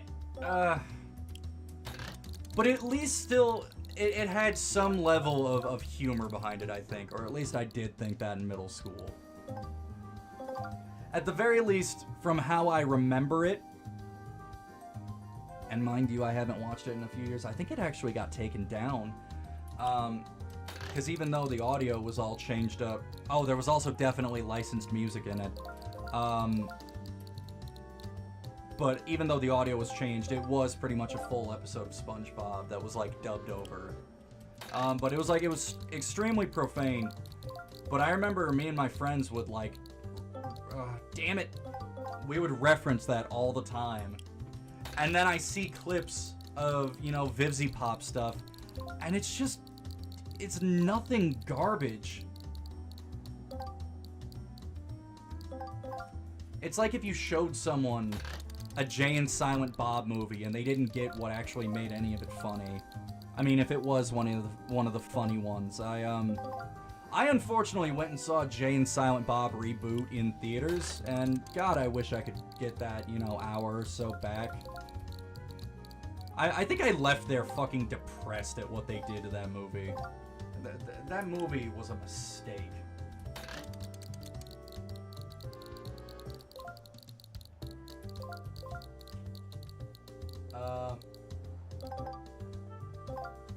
Also, Vivsy needs to stop shoving a random music number in. She ain't Rebecca Sugar, and even Rebecca Sugar was overstepping it.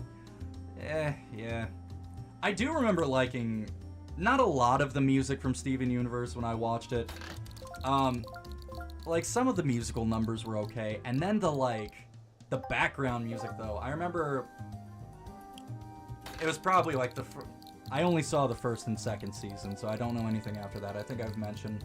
But like the first time Lapis Lazuli shows up, the music that plays on her giant, like, water tower in space, god damn, I love that shit. I had that music downloaded to my phone. I listened to it so often. It was great. SpongeBob's entire OST is stock, free to use music. Nickelodeon Viacom thinks they own it for some reason. You mean a massive entertainment company thinking they own things that they don't or shouldn't? Perish the thought. I feel like my hot streak ended after I got that one win. I think I may be in the hole at this point. If I'm not in the hole yet, I probably will be soon.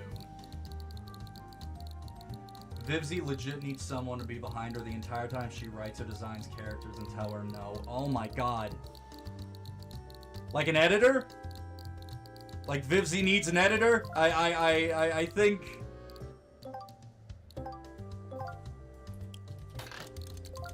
If Vivzy has an editor, they need to be fired yesterday. Damn it!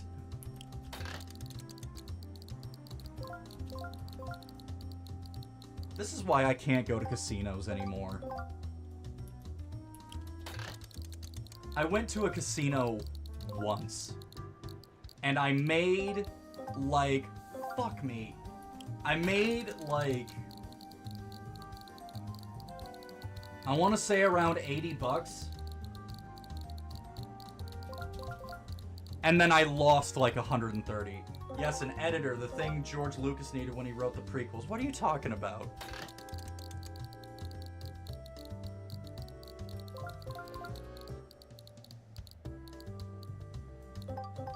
And that's veering into Star Wars. I don't think we're ready for that tonight. Are we not? I will say that I saw an interview the other day of George Lucas sitting down with Kathleen Kennedy, and she starts talking about, well, Star Wars is all about, like, the potential for what people can do. And George Lucas cuts her off, and she's like, no, Star Wars is about good versus evil. And just fucking death stares her down. I loved that. Like... Oh. I went and saw The Force Awakens and The Last Jedi in theaters. And I'm still angry. I'm still angry to this day. George Lucas infamously just had yes men approving everything he wrote during the prequels, unfortunately. Okay. Is it a hot take to say that I unironically enjoy Revenge of the Sith? Like, I'm not that big into the first two movies, except for the fight between Obi-Wan and Qui-Gon and Darth Maul, because of course, who isn't? Man, Duel of the Fates hits, they could have shown me dog shit garbage, and I would still be like, oh my god, this is amazing. I think seeing the new sequel trilogy has given me a newfound appreciation for the prequels. I don't care. I really do like Episode 3. I've always liked Episode 3. I went and saw Episode 3 in theaters when I was a little kid. Like, I was knee-high to a grasshopper watching that movie on the big screen, and that was pure fucking magic to me. I get it, you know... People probably don't like those movies, and you know what? I think we're just one more. We'll leave at 670. Episode 3 was amazing.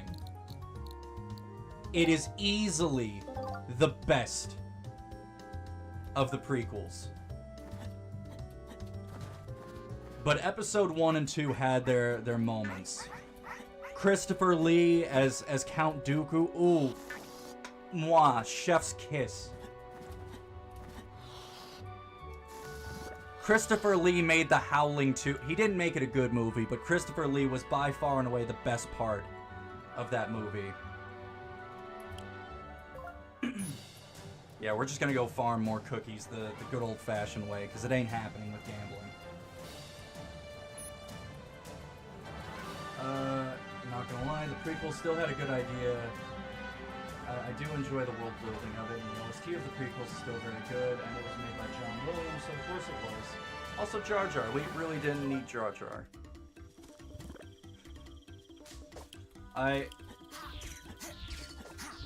What do you mean?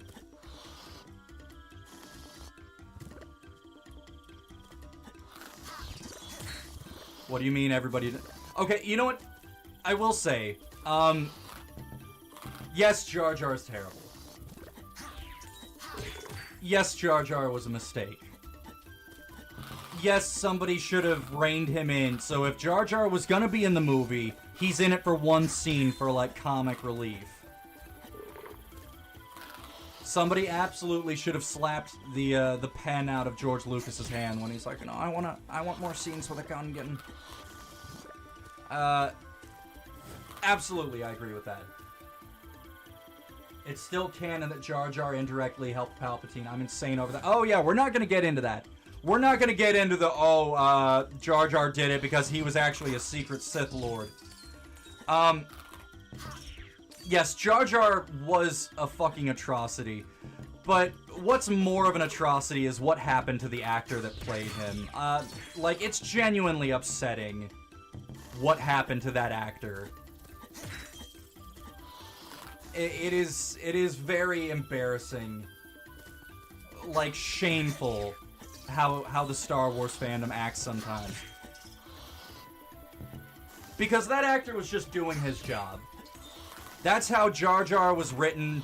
That's how he played him. That's the character he was given. That's how he played him.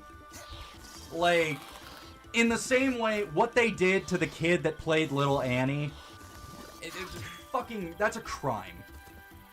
I get it. If you don't like something in a movie, that's fine. Take it up with the writers.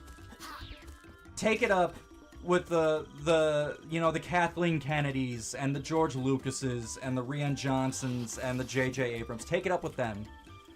But, like, these crusades that people will go on online and in person, like, what people will do to harass these actors, like, those people should be fucking ashamed of themselves. Have some goddamn standards. Have some class. Have some decency. Like, if you want to be mad about it online, fine.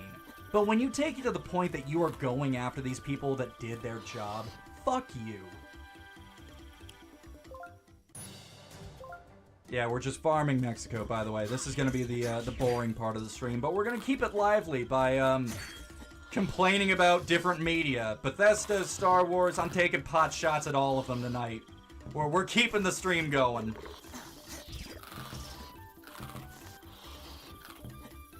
You know, in the same way that, and I feel bad, I hate the sequel trilogy. I don't remember, her name, her character's name. I don't remember the actor's name. But there was an actress in, The Last Jedi that had a huge bunch of hate, you know, go her way. Because, oh, the forced whatever character representation.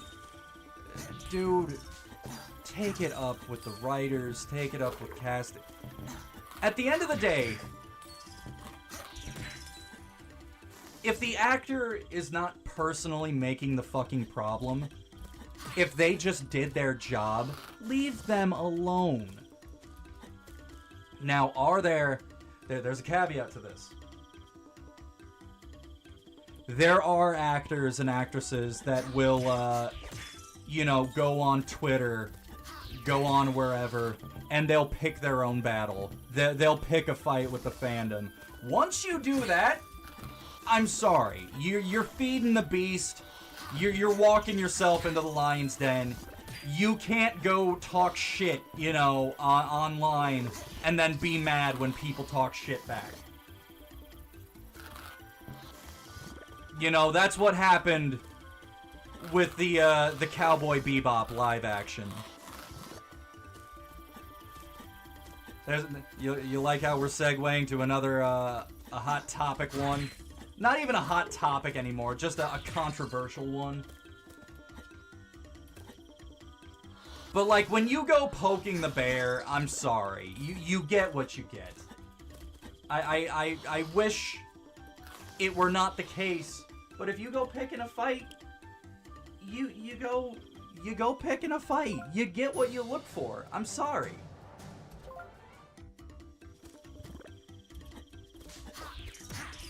Cowboy Bebop live action was a mistake. Too fucking right. Like, I knew people at the time that were like, oh, if you hate the live action, it's just because you're a shit ass stinky fucking weeaboo and you're too scared of live action. You're too much of a loser with your nostalgia glasses that you can't accept that the live action is good, dude. That live action shit.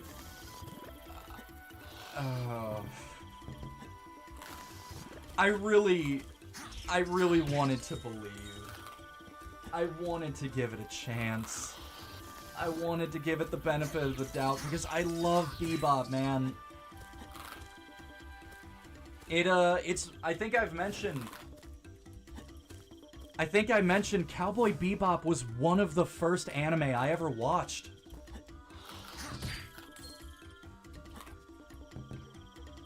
I remember when I was young, the first, like, anime I ever remember watching, because, very rarely would I get to see Toonami. So the only way I could ever watch anime is I would have to get them from the library. They would have all these DVDs. So the first anime that I ever watched were Cowboy Bebop, Inuyasha, Mobile Suit Gundam Wing, and Naruto. And then very rarely, if I got to see Toonami, I would watch like Dragon Ball Z, Bobobo, Yu Yu Hakusho, Zatch Bell. Like, I love those anime. I think so many of those anime are classics. Bobobo gets slept on too much for how good it was. I get that it wasn't, you know, the biggest series ever, but Bobobo was so goddamn good for a comedy series. Live action Fenix when? I don't know about that. You can look at the bottom right of the screen. I'm right there. Why do you need me live action? Be relieved though, we nearly got a live action of fucking Neon Genesis event. Oh god, no. Yeah, hey. You know what? Let them. Let's see how the Netflix writers handle writing End of Evangelion. Write that hospital bed scene. Let's see what you do. What are you gonna do with that? You're not gonna do a goddamn thing. Who would play live action Fenix? You mean I don't get to play live action Fenix? Also, Bebop is one of the few anime with an English dub that people will recommend alongside the original Japanese version. Okay, you know, hold on. Whoa. Because, I gotta drop this real quick. My favorite anime of all time. The English dub is just as good as the sub. Toradora. Toradora is my favorite anime of all time, and like, you can go back and forth between the dub and the sub. They are just as good.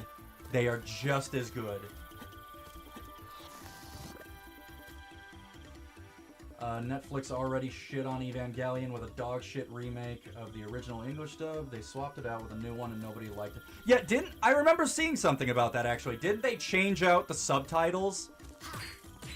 Like, didn't they fucking, you know, do what always happens with the subtitles?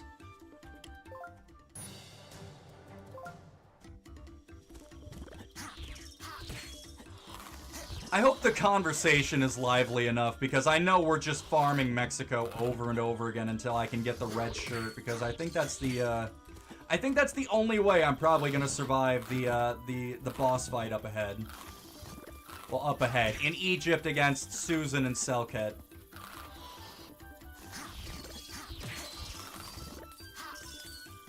But, oh man. The English dub of Toradora is pure art.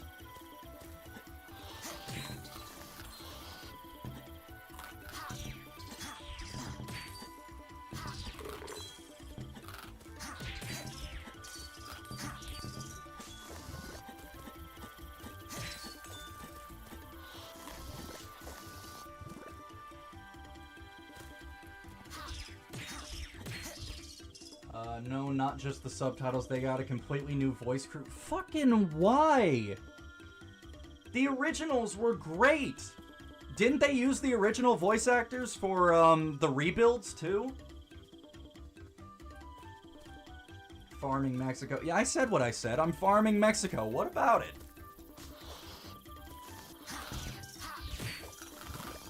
Would that be farming in Mexico or growing Mexico? Yes.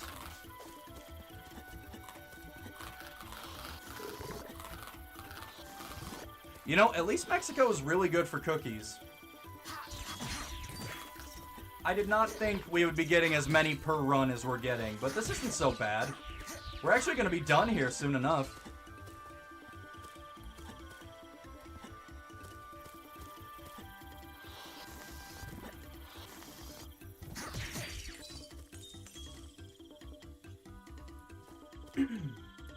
Fenix, remind me to show you, there were a few live-action Higurashi things done, but I saw one that was a preview for Sotsu the other day, and it was so fucking funny. Oh, boy. Oh, wait, what am I doing? Yeah, that's where the boss fight is. I need to leave. They didn't get Ray's original English dub actors till the last rebuild, from what I recall. Ah, that's unfortunate. Hey, it could be worse. It could be like that, what's her name? The actress that played Jill Valentine in the FMV in the original Resident Evil 1. Are you guys familiar with that? I think Chris Pratt would do a good live-action Phoenix. Wow, he's so cool.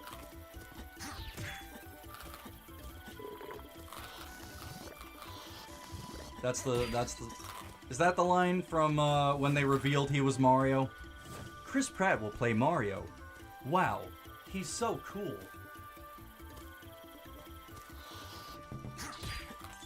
From what I recall, the one they had previously was good though. Yeah, no, I liked Ray in the rebuilds.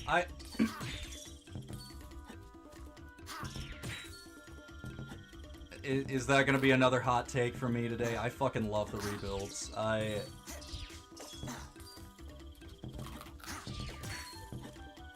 I really do think they were great.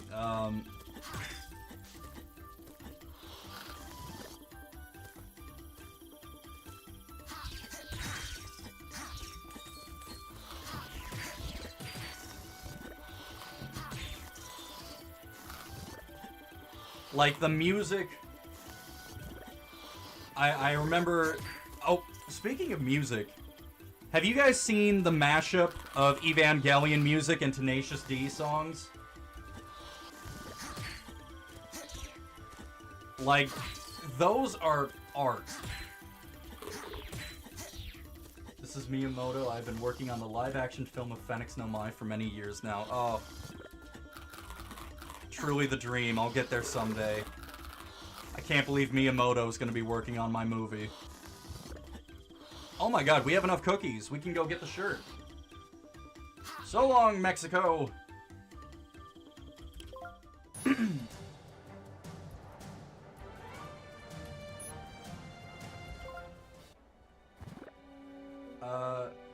I kinda miss the fact that we never got Robin Williams voicing Gendo. Fucking excuse me? Apparently there was an Ava project where the fucking genie himself was gonna voice Gendo because he was a fan of Evangelion after all, starring in 1 hour... Yeah! Where the kid had the little Ava toy. I think it was a mass-produced Ava. And he's like, oh, look at that, an Evangelion. Which directly referenced the anime. Yeah! Right, the tailor. I'm going to see the tailor. And then we're finally going to go clear Egypt with an hour to spare. I thought today was going to be the finale, and I really don't know anymore. That one, blah, blah, blah, blah. 16. Yeah, baby. Thank you for your business. Why did all the other shirts have stripes, and this one doesn't?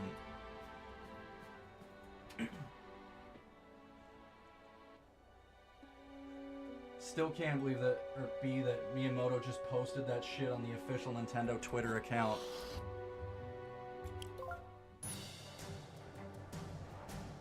So speaking of Miyamoto and Mario movies, so when I was very young, like extremely young, I saw the Super Mario Brothers movie. Not the new one. The original with Bob Hoskins as Mario and Dennis Hopper as Bowser and John Leguizamo as Luigi. And it sucked. But I loved it. And then I found out, like, recently that the reason that there has not been another Nintendo movie in so long is because of how bad that one was. Like, almost until his dying day, Bob Hoskins says that the original Mario movie is the worst thing he ever did in his entire life. Like, he said it was his biggest regret, it was the biggest mistake he had ever made, like... And Nintendo, like, they were so anal retentive with their IPs after that movie. And the thing was, it was all because of the directors. The team of directors that worked on the original Mario movie in the 80s.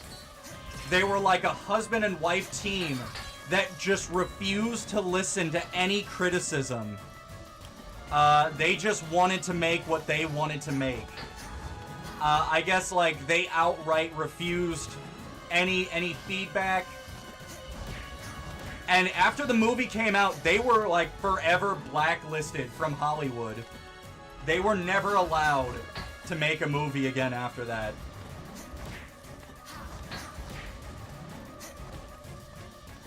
If I remember right, I think the only other thing they ever worked on was Max Headroom, Max Headspace, whatever it was.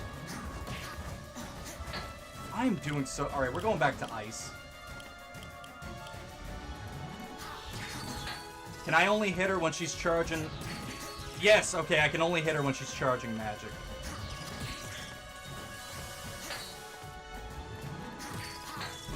Oh my god. Did that, like, one-shot me? What the fuck? And the kid goes, yeah, he's a hero who kills the bad guys with a sword. I guess that kid just really fucking hates Asuka. He's a Ray, he's a Ray enjoyer. Bob Hoskins could have been a great Mario, not gonna lie. I didn't think Bob Hoskins was bad as Mario. I thought Bob Hoskins was the best part of that movie. In the same way that in Street Fighter, Raul Julia was the best part of it, because Jean-Claude Van Damme is a fucking dickhead who couldn't, you know, stop doing coke and banging his co-star long enough so that Raul Julia, a man that was dying of cancer, so that he could make a movie for his kids to enjoy. Have I gone on that tangent yet? Because, oh, I fucking hate Jean-Claude Van Damme. It'd be a twist if those two were actually behind the Max Headroom hijacking. Who's to say they weren't? The best Mario was Captain Lou Albano. I'm Captain Lou Albano, and if you do drugs, you go to hell before you die. I forget exactly what he says, but that PSA he did, oh, it'll stick with me always. He was also a wrestler. For anyone who's unfamiliar, Captain Lou Albano was a wrestler in the WWF. Ah, fuck!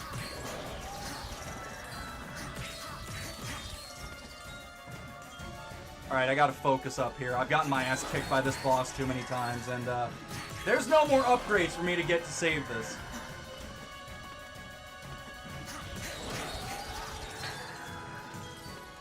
Tonight is a night of rants. I'm gonna have to change the stream title to that. I've been complaining about a lot today. But these are all valid things to complain about, I think. Jean-Claude Van Damme is a coked-out dickhead. The directors of the original Mario movie made it so that we didn't get shit else from Nintendo in terms of movies for decades. Todd Howard. Fuck him and fuck Skyrim. Do you want me to keep going? Do we need to bring up Rockstar again? I'll complain about Rockstar again. You don't need to tell me twice. And look at that. The complaining is giving me power. I did it. Look at Chris right there. That is the power. That like Goku levitation, fists at the side. The scene where Bison is talking to Chun-Li. Oh, for me it was Tuesday. Oh, that scene. Oh, art. Let's talk about that. Let's get out of this music real quick. Because I know the boss fight music is kind of, you know, louder. I want to talk about that. I fucking love Raul Julia. I love what he did with Street Fighter. Jean-Claude Van Damme is a bitch-ass motherfucker. Well, I may have underestimated you, boy. I admit your unlikely aptitude amuses me, darling mortal. Have you ever considered a career as a minion? A position has recently come open. A minion? I love Despicable Me. I want to be Gru when I grow up. I was really just kind of hoping you could undo a spell cast by the Society of Fiends. The Society of Fiends, you say? How absolutely delicious. You see, my dear, I am the Society of Fiends. Huh? You're the leader of the Fiends? Oh, come off it. The word is intended ironically. Ironically to whom? Come, darling, join us. You have no idea the power we hold. Observe. The fuck is that? Behold, the orb of unseemly power. Oh, yeah, I guess, yeah. No, it is pretty unseemly. Or at least, most of it. It was shattered millennia ago. For centuries, I've been collecting fragments. I don't understand. Of course you don't, darling little mortal. This orb is quite literally the source of all magic power on Earth. All magic, all mystical and mysterious and legendary forces can be traced directly to its effects. It holds the very power to make imagination into reality. Don't you see? When the orb is fully assembled and at last stabilized, I shall rule all of existence. You could join me at an extremely entry-level position. So, my dear, what do you say, with the addendum that failure to accept will result in your immediate death? Oh. Wee-hee-hee. Greetings, my dear old fraud. I have penetrated your pyramid's defenses. What? How could you possibly have broken through... Perhaps you've got a bit rusty over the last century or so. Waha!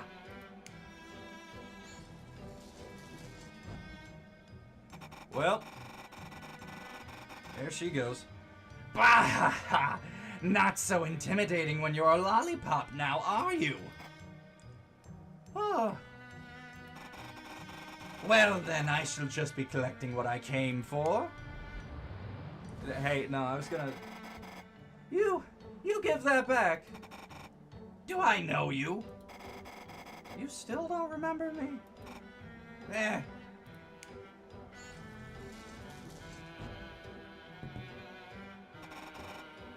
So long, sucker! He transformed me again? Well, no worries. I'll just use King Helio's ancient Debuto technique to deflate. It's not working. This is really not good. I better go talk to King Helio right away.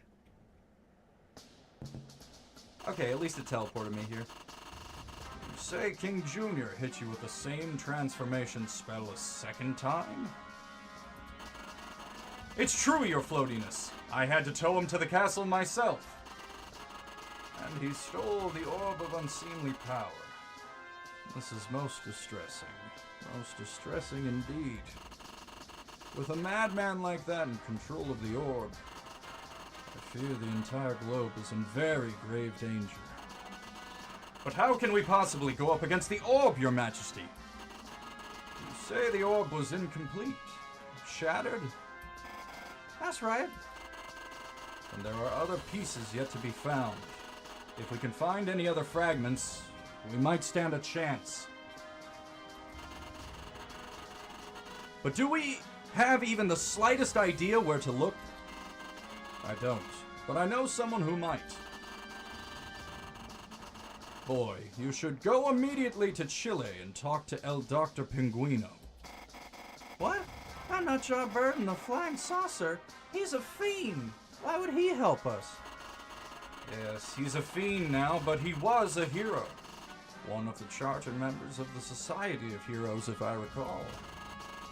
It's possible there's still some good left in him. With the threat that Count Jr. poses to us all, I believe he is likely to see reason. If anyone knows the whereabouts of other fragments, El Doctor will. Yes, good Sir Chris, he will listen to you. But aren't we forgetting something? I can't deflate. I'm afraid I'm unable to help you deflate. But I have another Debuto technique that you may now be ready for. Pay attention, boy.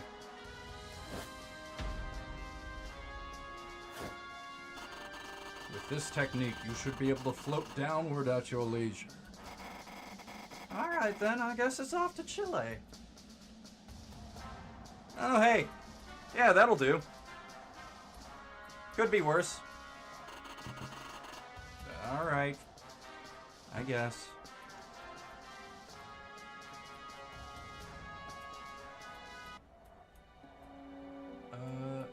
Well, guess you could say she's a sucker, but I'm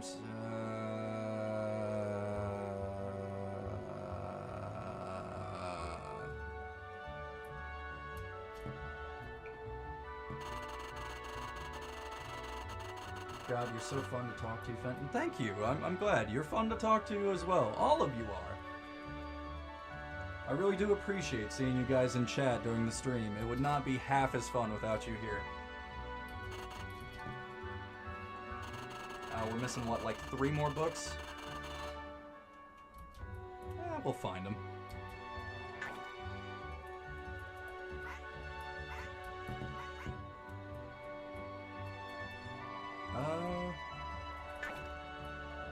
Yeah, I guess we just gotta roll with the punches here. We're going to Chile then? Wait. Faster to go this way. Right? Nope. You can shortcut left to right, but not top to bottom. Alright.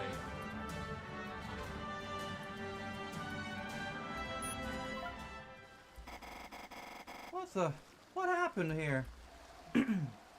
What? Oh boy. Hey. I'm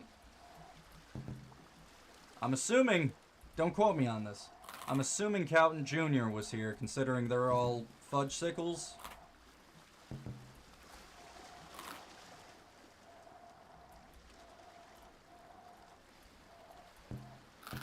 I mean, at least there's no threat here. There's nothing to stop me from getting all these cookies.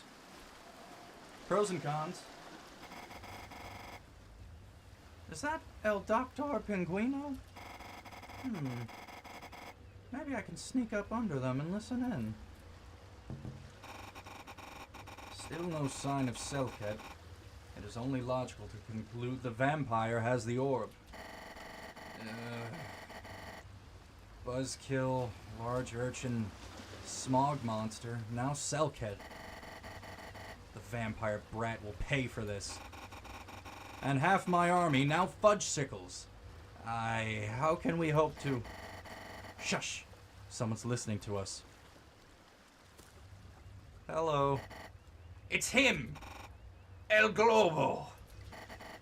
Come to beat up the rest of my clan, or maybe crack my other ribs? Or to destroy the rest of my laboratory? No, hold on a second. I come in peace. I have a proposal. Look, we've got to team up against Count Junior. We've got to help each other out. Team up? With you? We have the same enemy now. He has the orb. We have to work together or we don't stand a chance. Nope, not feeling it. Let's get him. Wait, Dr. Penguino, weren't you once in the Society of Heroes? Surely some part of you wants to see Count Junior defeated? Society of Heroes. That was long ago. But you are not incorrect. I do wish revenge on the vampire. Yeah, of course, don't we all? But why do we need him to do it? Perhaps this proposal. I find it muy interesante. Very interesting. Our forces, Senora Setaka, are greatly diminished. We are both injured. A temporary alliance with this Goitan may be necessary. I hate it when you're all logical like that. Look, we know the orb that Count Junior has is incomplete. If we can find the remaining pieces... Selket had the entirety of what we had collected. There are no other known pieces. You know, though, we always thought Buzzkill was holding a fragment or two out on us. He never did contribute to the pile. But now Count Junior transformed him or killed him and we can't... Actually, that was me. Well, he tried to suck my blood and got helium instead. So he's probably still floating over his base somewhere. Why did we ever let that fool into our society? I get malaria just hearing him talk. I have a plan. We will proceed at once to Buzzkill's lair in Malaysia. So, I guess we're really teaming up then. Yay, so we're friends now! Oh yeah, sure. Best of friends. Why the heck not? How about we get moving to Malaysia before all this friendship makes me throw up? Sure, let's go! But first, would you like to hear about our Lord and Savior Sonichu? I love the cat lady. She's so neat.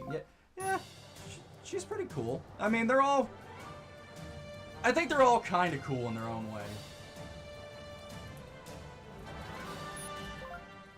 I know that makes me sound like furry, but screw it, I like her character. Hey! You can like characters, there's nothing wrong with that.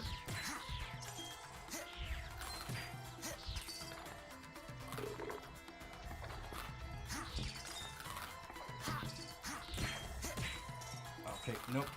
Stay back. I'm just here for the cookies. No need to create an incident. Oh, hey, there's something here. What's around here? Is it down here?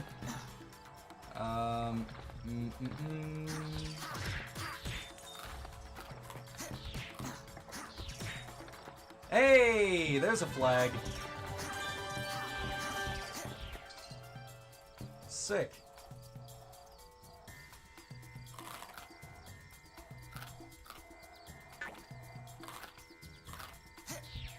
Alright. Where exactly am I meeting them?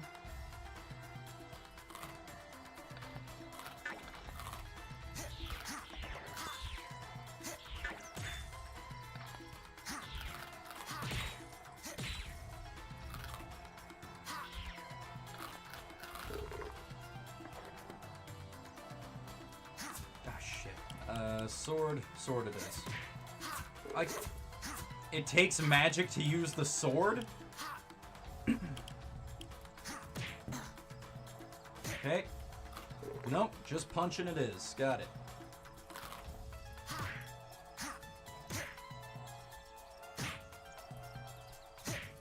You know, it really is easier when you can just float forever and, like, move up and down however you want.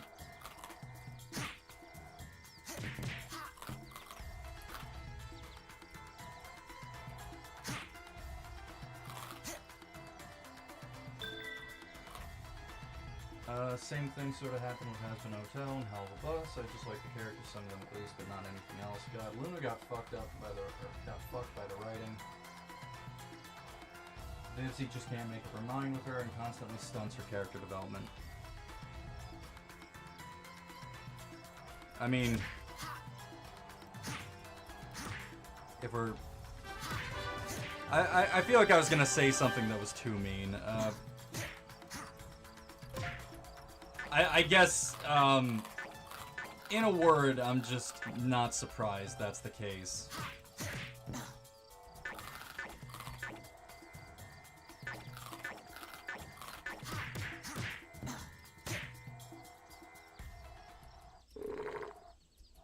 Oh, right, checkpoint. That would definitely be good to get. There we are. Ah, there you are. Are you ready to ascend to the sky on our search for Buzzkill? I mean, yeah. Why did we have to come here first? Oh, right, got it. Let's do the sword. I feel like sword is gonna be good here. Oh, not? Maybe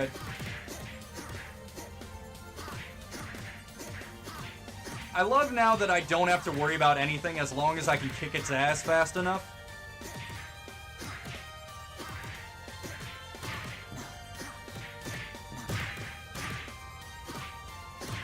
The sword may actually be the smart option here. Yeah, I think we're doing alright with it. Oh, hey, man. Oh, my God. I fucking hate this. Ah, there you are. You see that our friend Senior Buzzkill has not floated far. Hate. Our mutual enemy, the vampire boy, no? He has taken the orb of unseemly power. Buzzkill, where are the other fragments? I can get you back down to the ground and deflated, but you must help us. I'm not getting the impression he's gonna help us. Don't fret, Senior Buzzkill. With the orb, together we can repay what was done to us. We will punish.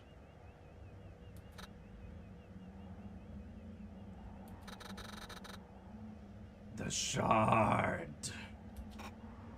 Yes? The temple. Underneath the village was hidden. Selket searched the sunken temple. There's nothing there. No.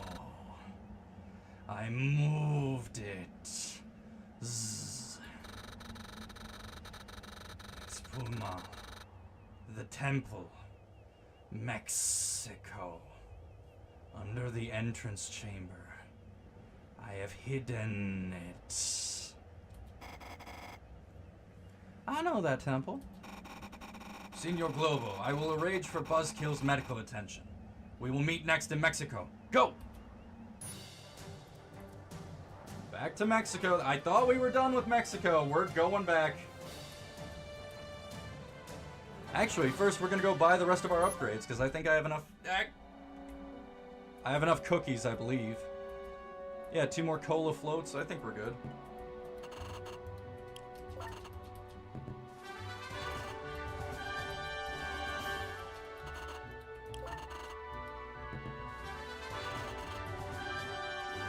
Alright, we now have the best shirt, and we have all of the upgrades. Well, not all of the upgrades. There's still magic I need. I don't know where to get the other magic, though, so that... it is what it is.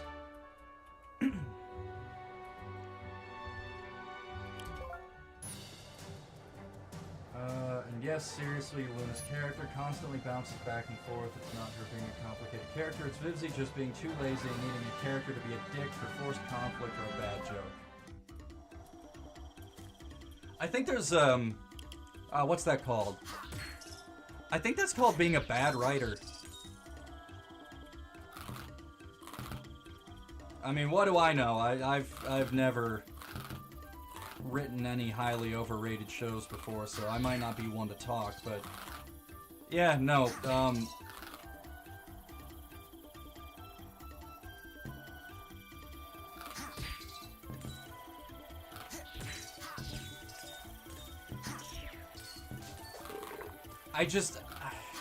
and again, I say this as someone that doesn't, like, actively watch the show or anything. Any of the shows, really. But every clip I've seen of anything from Vivzy Pop makes me feel like media in general was a mistake. Like, this platform, if this is what it's bringing about, it just shouldn't exist. Like, yeah, we'd lose all the good stuff, but if it means preventing this, let's just get rid of it, right? No more. Sacrifices must be made. Our new best friend arrives! Took you long enough. Here I am. Oh wow, you already opened the chamber. Yes, we have excavated the secret chamber beneath the temple. It is heavily guarded with various traps and obstacles. Given that we are still injured from our last battle, we thought perhaps you should be the one to descend first. You want me to go in there alone? Come now, I can't believe the great vanquisher of the Society of Fiends is afraid of a few traps. Hey, I'm not afraid. I'm just very, very careful about absolutely everything.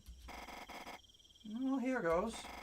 See y'all when I get back up with the orc fragment. Oh yes, friend, we'll be waiting. I don't know if we're friends, right? We're not gonna do anything we're gonna regret, right? Right, guys? Right? Yeah. I'm sure they're not gonna do anything. Oh dear.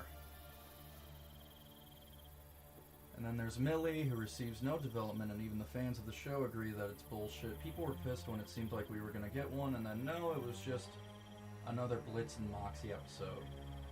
I know, like, 2 of these characters, if I'm being honest, but, like, I see you're cooking, no username. Keep cooking.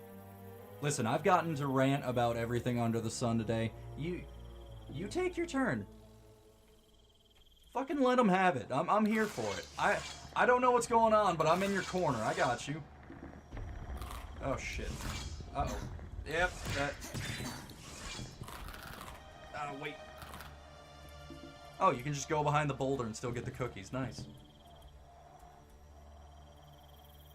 Also, I can fucking predict how Has-Been Hotel is going to end because it is insanely predictable. At the end of the show, Purgatory gets erected to fulfill redeeming sinners and sending them to heaven.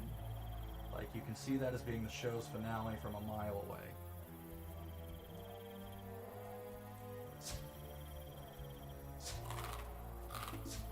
Like...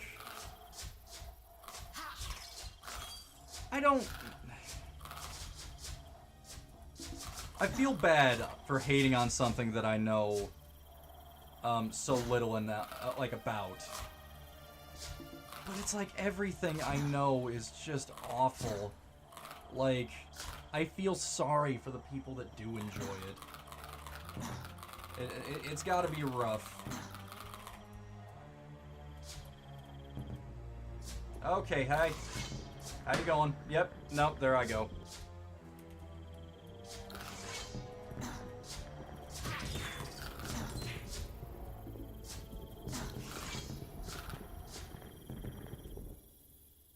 Oh, hey. Yeah, we made it. Sick.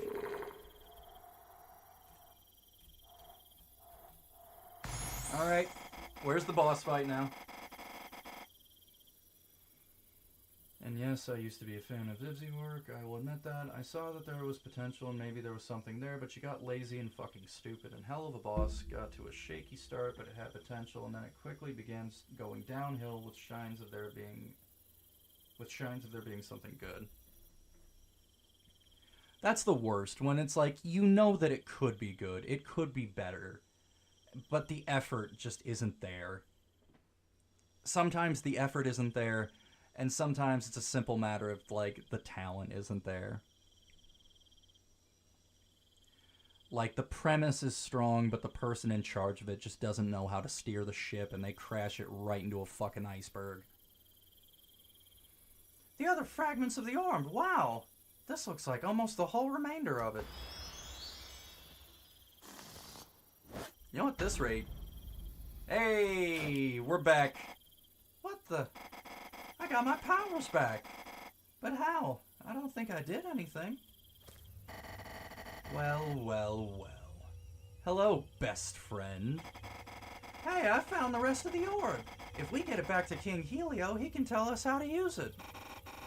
Actually, it is better, we feel, for me to analyze in my laboratory. My equipment will tell us what we need to know, yes? So if you'll just hand it over, we'll take it from here. Okay, that sounds great. Although, I do think given that Count Jr.'s already decimated your lab, it's probably safer in the sky. No.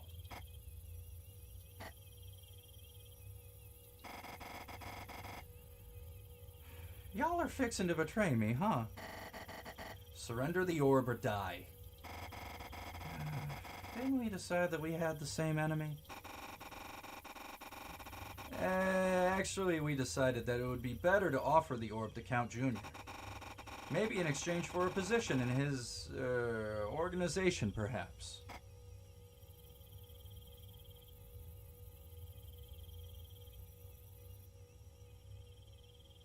No, I'm with Chris right now. Are you fucking kidding me?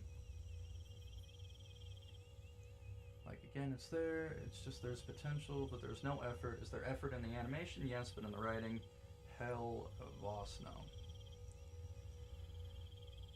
I'm sorry, no username. I really am. Like, it really is the worst position to be in as a fan of something. And it's like, well, I either keep supporting this, knowing that it could be better.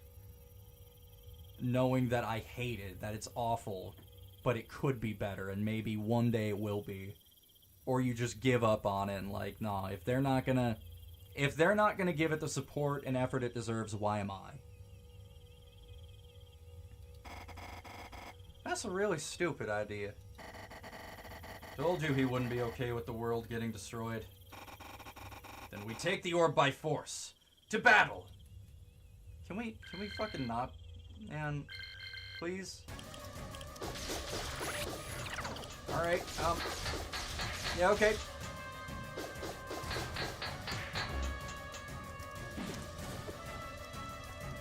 Oh. Okay, the sword might be the way to go. Oh, I forgot to...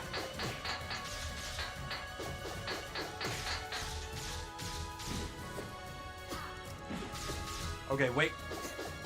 Please. Shit, he...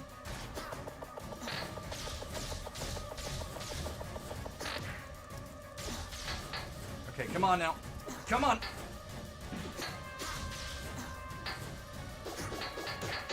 Alright, if I can take care of her first, I can take care of him. Please? Oh god, no. Okay, this works.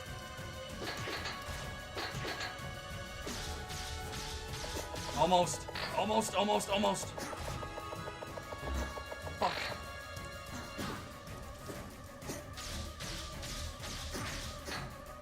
Is that not... Come on, come on, come on. Okay. Okay, okay, okay. Okay. No. Still too weak from the last... I'm finished. Okay. I can take care of him. Where's ice? Ice, ice.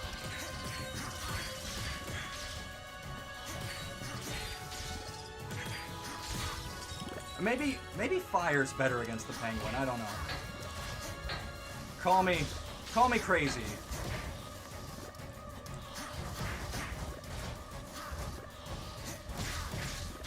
Ah, shit. Magic.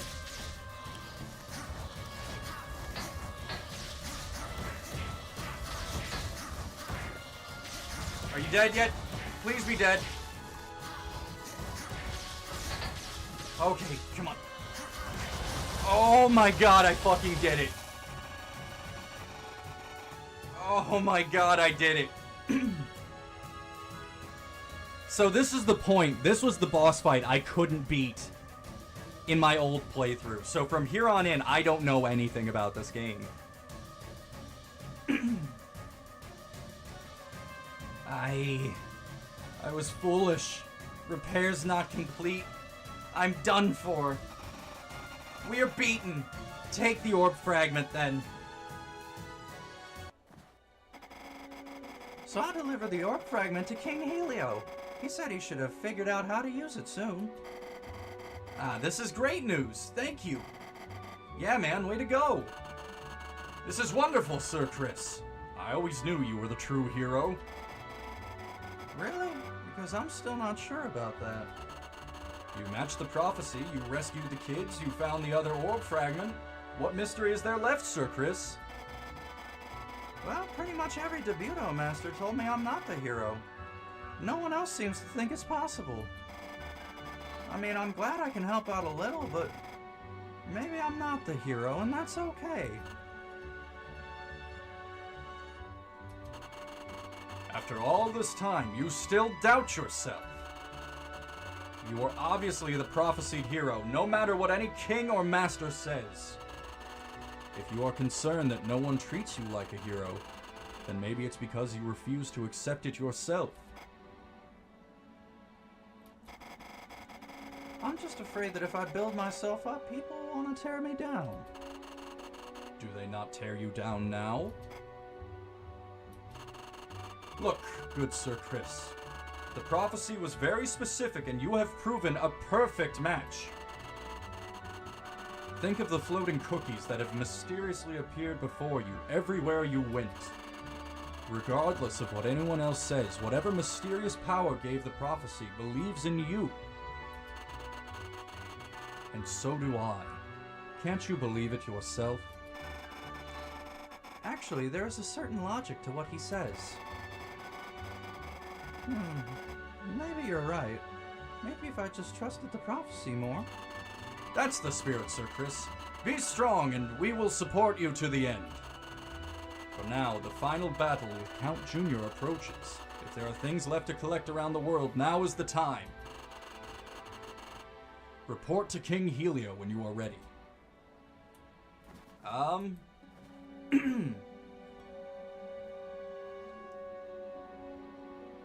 Now what?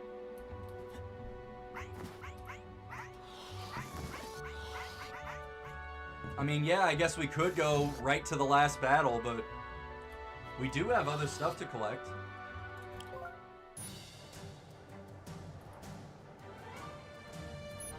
We got everything in LA. Got everything in Mexico. Still got stuff in Chile. Got everything in Egypt. Got everything in Transylvania. Is it just Chile left? Got everything in Siberia. Got everything in Japan. Got everything in Malaysia. Still, okay. So there's only one flag left, and it's the Great Barrier Reef. And then there are books in Chile and the Great Barrier Reef. So let's...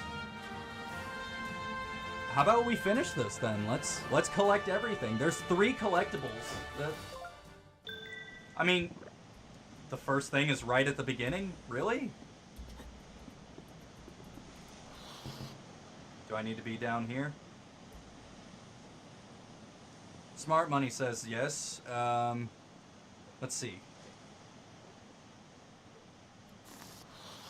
No.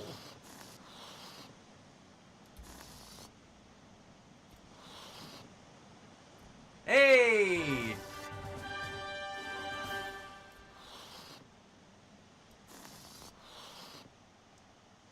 And then double check. Yep, still something here. I guess to the water level we go.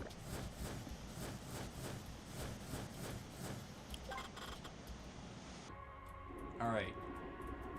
Now where... Oh, right, I have the compass, so it'll let me know where it is. I don't even need to collect the cookies anymore. I can just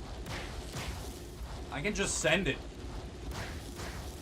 Until the compass starts blinking, at least. And then we go get the last thing in Chile, and we're done.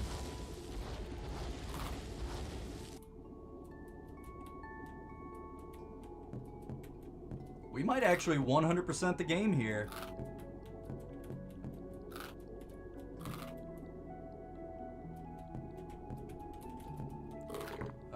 They should have added more water decoration here. Kinda... I don't know, I think I like it.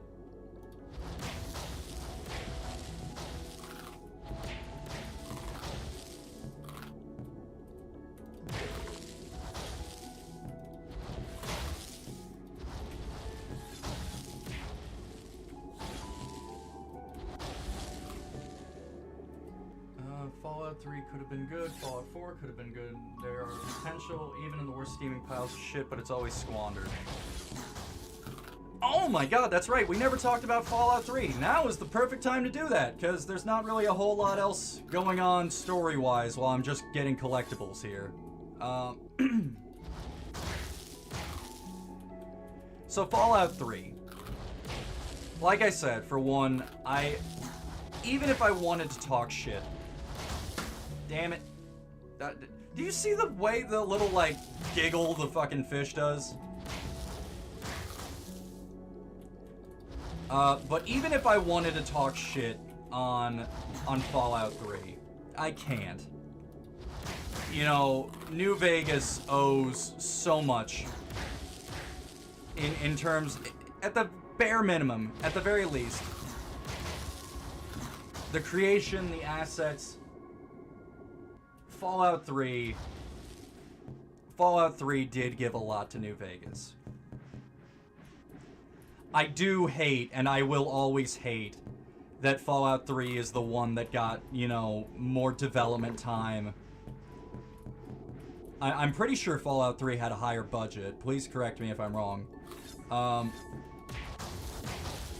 I hate that Fallout 3 really got the better end of the deal and was the fucking much worse game. And the plot is nonsense. Oh, okay, here's where the thing is, and then we can leave. The plot of Fallout 3 is just garbage. It's non-existent. There's nothing there. Here we go. And that's all of the flags. I think now we just have to take it back to the flag guy in Balloon Land. I'm just tanking everything. I don't care anymore. Just get me out of here.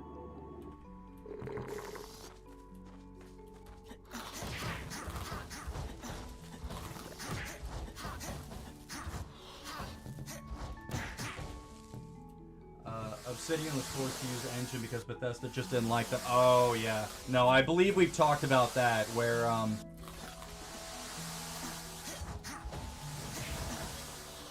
Bethesda has reached, or, not Bethesda, Obsidian.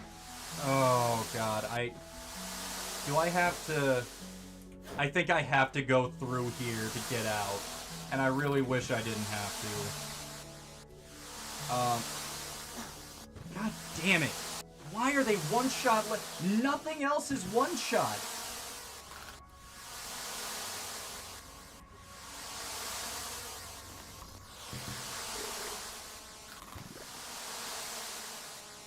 But Obsidian has reached out to Bethesda multiple times being like, hey, you know, we're willing to work on, like, anything. It doesn't even have to be Fallout, like, or it doesn't have to be a mainline Fallout, like, but if you're willing to, like, we would love to work on another game. And Bethesda has refused every single time because Todd Howard is a whiny fucking baby that cannot stand the thought of anybody working on the games other than him and anybody making a better version of these fucking games than he can at Bethesda. Yes, I know I'm speaking hyperbolically here. Todd Howard does not make the entire game by himself.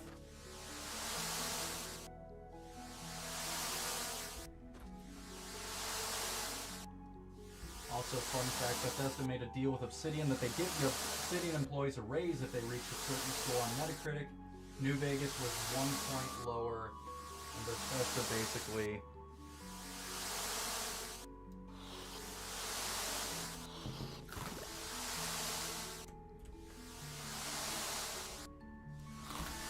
God damn it.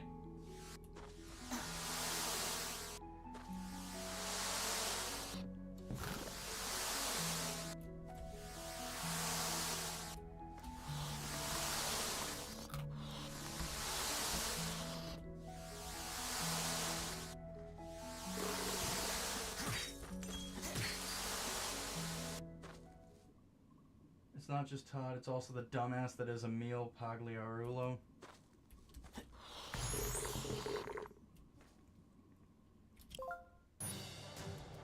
That's it for that. We'll go to Chile now. Try to actually accomplish something else. Because I know once I get started on Bethesda again, I'm not going to stop.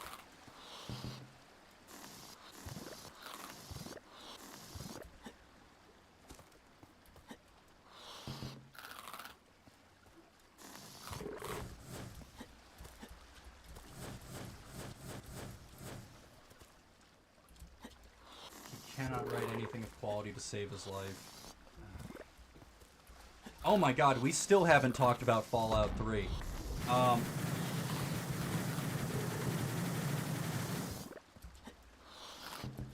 Like, what more is there to say other than the plot is complete fucking dog water? Like, everybody has the exact same goal, but they're all killing each other to be the ones that can do the thing. Everybody wants to turn on the purifier, but they're fucking sabotaging each other, they're sabotaging the purifier, they're doing anything and everything to make sure that the purifier won't turn on so they can turn on the purifier. You could trap him in a saw trap where he has to write a good story and he'd die within 5 seconds. Oh, fuck, what am I still missing? We got all the flags, we got all the books. What is still in Chile? What did I miss?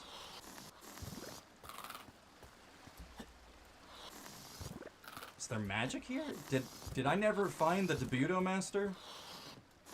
I guess that might be possible.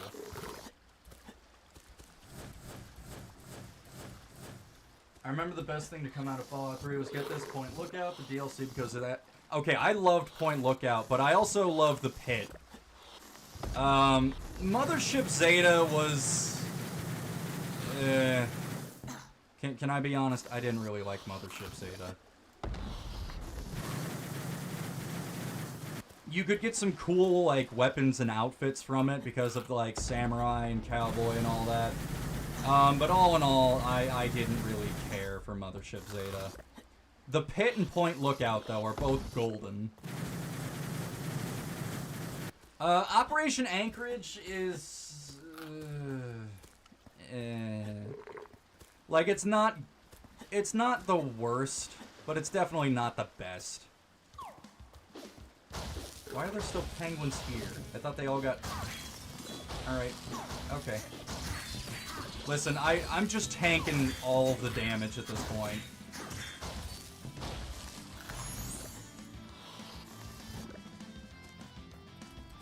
Oh, I have to redo the puzzles. Because, I guess... Dude, I already beat the level. Can I just go to wherever this fucking magic thing is?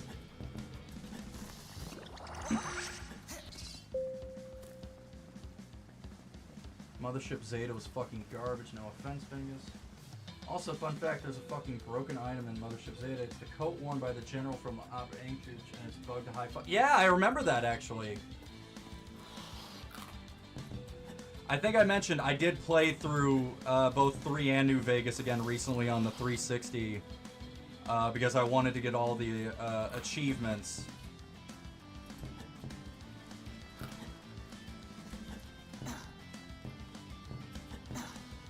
Alright, and bop.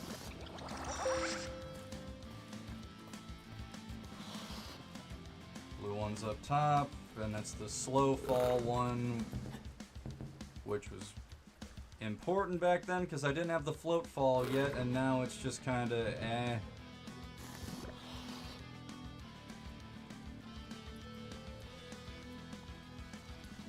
I wonder if we can still make this the finale tonight. I don't think there's 3 more hours of game left, but I really couldn't say.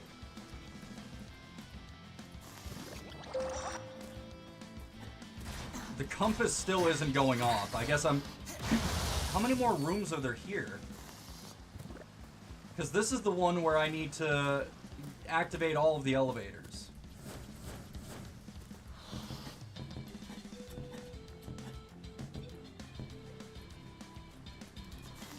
Alright, there's one. I think this is the blue one. Yeah, float fall. And down.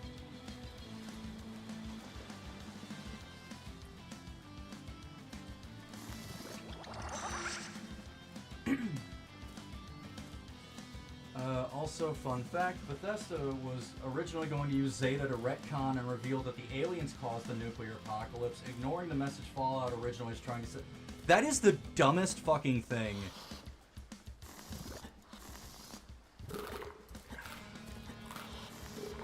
Can Todd Howard and his slobbering band of morons go 1 fucking minute without ruining, like... Just leave the writing to other people. Todd, you and the boys can't fucking do it.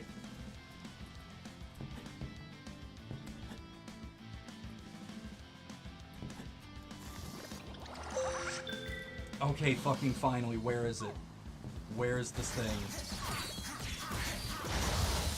This is the last collectible in the entire game. Where is it? Up here? Up here? Oh! Hey now, a Debiro Master from the Kingdom of Lost Balloons. I'm Chris. It's entirely within the realm of possibility that I'm the prophesied hero. Isn't there anything you could teach me? You know, to help me out? Please? No. But, you know magic? You have been trained? Kinda, sorta. Perhaps I could teach you a helpful secondary technique. Charge magic? Charge certain magic spells to achieve different effects. Awesome, thanks, Debiro Master. Okay, okay, what can we do with charge spells? Oh, we can fucking Mega Man 'em! Yeah!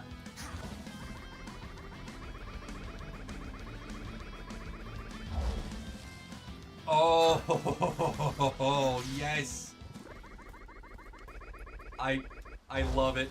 I love it. I fucking love it. I'm here for it.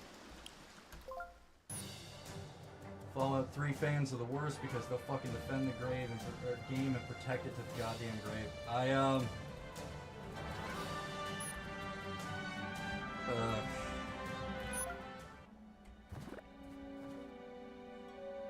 Like, people, I always see, you know, looking around Fallout communities, I feel like I see people bitching about New Vegas fans the most. Like, oh, New Vegas fans never shut the fuck up about the game. Like, it's a good game. Shit, it's certainly the best of the lot. Why?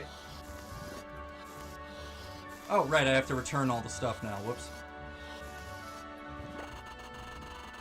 But it's like, it's always the other fans. Like, it's the fans of the original games 1 and 2, and the fans of 3 that are, like, always the most hostile. Like, New Vegas fans, it's like, yeah, they are absolutely all about the fucking game.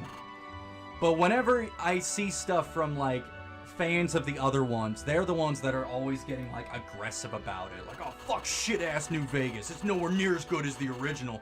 Fucking Zoomers just can't stop playing it. It's ironic because interacting with New Vegas fans, they're actually nice people. I mean, sometimes. Don't get me wrong, there is very much a toxic community of New Vegas fans, and they live on Reddit. It's just false bullshit 3 and 4 fans are making the hell up. Yeah. If you look at that, the Skybook series, it's finally complete. I gotta admit, that full shelf is pretty satisfying. You know, you've been such a friend to the library. Why don't you take something from the library lost and found as a reward? Really? Is that kosher? Well, no one's claimed this since I've worked here, so it's yours. Ayo? We don't talk about the Reddit. Yeah, fair enough. The Master Barune! Yo! Check me out! Go away, I'm checking out my cool sword. Oh, fucking hell yeah.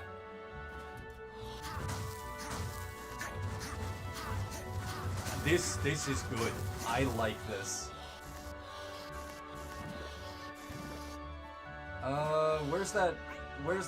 There's the flag guy. Hello, I bring you flags. Oh wow, dude. Check it out. 8 flags from 8 different countries. Yes, sir. You know, I've been watching you, and I gotta say, man, I'm impressed. You mean surprised? A little bit. A little bit. But you know, not as much as you'd think. You've come a long way. A long way. This is accurate. I'll tell you what, I'm gonna teach you something really cool. You see, I may not look like blah blah blah.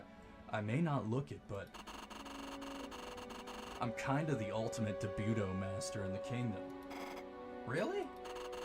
Nah, I'm just messing with you. But seriously, I do know a really cool magic spell I'm gonna teach you right now. Oh, fuck yeah! Alright. Hey! The spell's called Thunder. It's pretty powerful and pretty costly, but you gotta be near an enemy to use it. Oh wow, how does it work? You'll see, man. You'll see. I can't wait to try it.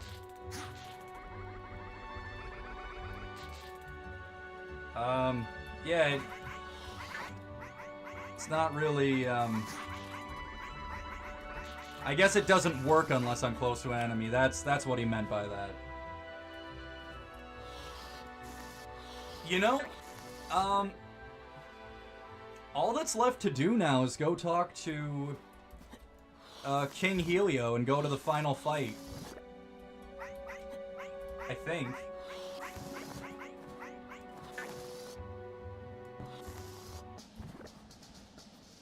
I guess let's see what happens.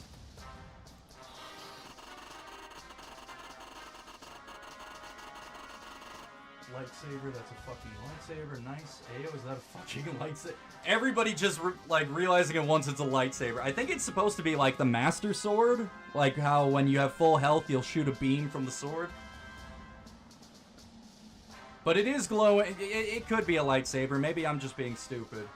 I just saw Master and I was like, oh, Master Sword. The Master Barune. Based if only Jar Jar had a lightsaber. If you believe the Sith Jar Jar theory, he does. I'm not super familiar, honestly. I saw the original trilogy as a kid, and I saw the prequels as they came out. That was long ago. Sith Jar Jar is kind of just a, like, fan theory, I think, to justify the fans kind of treat Jar Jar like Waluigi. Like, they'll do anything to justify him being there. But no, it is canon, though, that Jar Jar is at least somewhat directly responsible for putting Palpatine in power. The more you know. Ah, boy, you've returned. I have done some research on the orb. Are you ready for the next leg of your quest? Is this not the ending? Ready for okay, sick. I've been studying this fragment. I believe I have a rudimentary understanding of its capabilities, but using it will be tricky. It has the remarkable ability to focus imagination into reality, but it requires a disciplined mind to wield. Idle daydreaming, giving into fears. If the orb channels such things into reality, it could be very dangerous indeed. I may not be right for this then. I spend basically the whole school day daydreaming. Nonsense, Sir Chris. I'm sure you are capable of great focus. Well, I can certainly try. I fear we won't have much time to debate this. The vampire boy assuredly has no such discipline. Oh, hey. Is that right?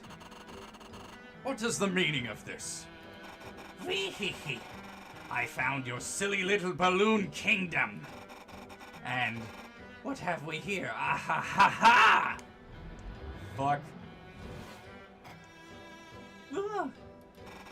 I also decided to foment a touch of revolution. Seems my friends, the red balloons, were feeling left out of the fun. So this ludicrous kingdom is my gift to them. Wah-ha-ha! What a treat it was watching these Reds terrorize your little town. Such mayhem, such suffering. Ah-ha-ha! Now, grab the king. Ta-ta. Protect His Majesty. Dave, no! Dave, you believed in me. Dave! Chris, you did nothing to stop that. Chris, you were just an observer in all of that. Dude, what the fuck? No! No. I don't believe it. It doesn't make sense.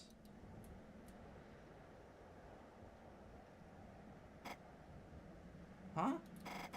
Hello? Is someone there? That teal balloon. I've seen it before. It's been following me. It knows something. Dave. Dave, I will avenge you. Good night, sweet prince.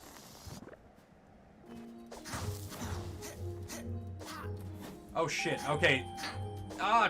It really is the Master Sword. It only shoots a beam when I'm at full health.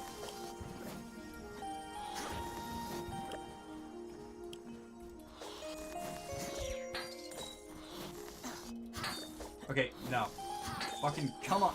I don't care. I'm just going past.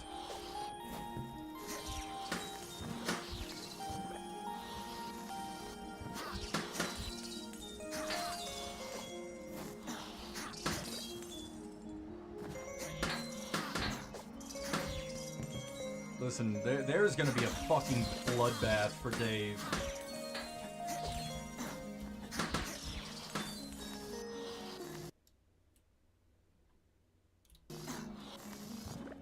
I clicked out of the... I really hate how even in full screen you can still just wander the mouse too far. Oh well. Oh hey, now that...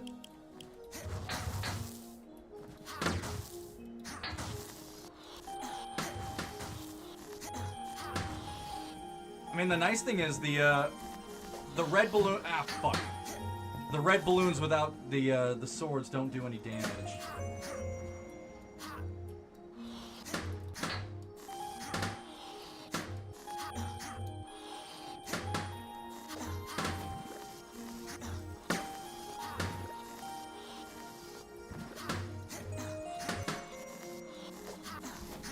I'm just tanking damage at this point. Like, I'm not trying to... Hello? Who the fuck are you? I've seen you following me. Who are you? I'm sorry. This is, I fear, all my fault. This whole business has got completely out of hand. This is your fault? But who are you? I am Ariel, exiled princess of the Lost Balloons. Okay. You will surely hate me for what I've done. But I suppose it's time you knew. There is no hero of the Lost Balloons. The prophecy was a lie. Huh? There was never any truth in it. Everything that's happened has been a kind of illusion. What? But that doesn't make any sense. I don't understand. Perhaps I should start from the beginning. Before that day, 5 years ago,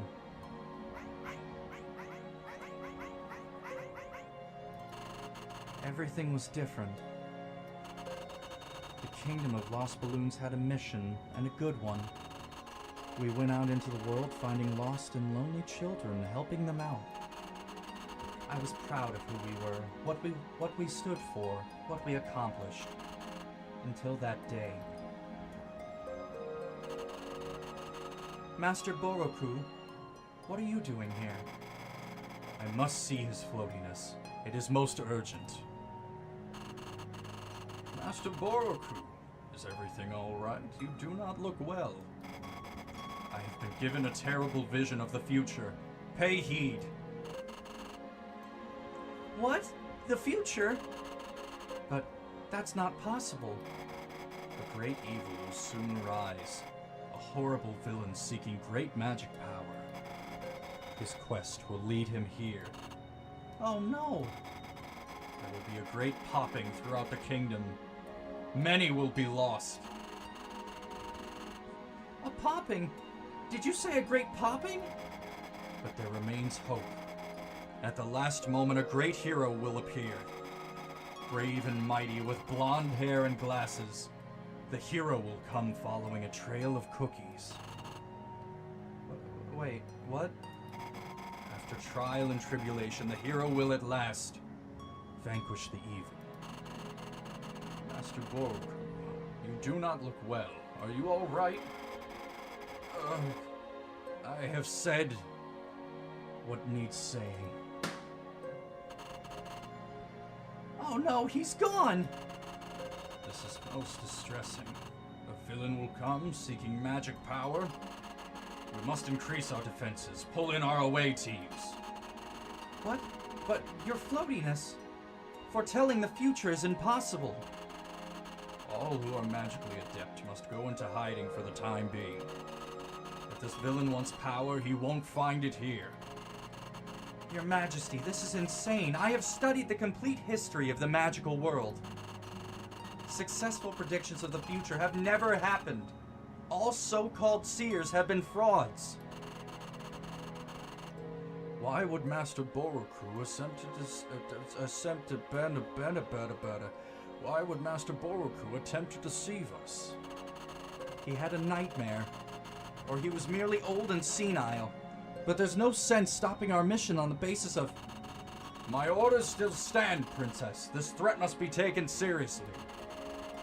But, your floatiness, there is no threat. This is superstitious nonsense. Is that so, Princess? Not a single lost balloon heeded my warning. My magical powers being the greatest, I found myself banished from my home. Although with the kingdom shutting down its mission on the basis of superstitious fear, I assured myself I was better off in exile. Years went by. There was never a hero, never a villain. And yet the lost balloons never went back on mission. In a flash of realization, I devised a plan. If the prophecy would never come true, I would make it come true. I would devise a grand drama for the kingdom, but in the most harmless way possible. I would find a villain that might seem to pose a threat, but actually prove easily beaten. I found what I was looking for in the Carpathian Mountains. A child vampire recently risen after a 50-year slumber, and desirous of greatness, yet deeply, deeply silly.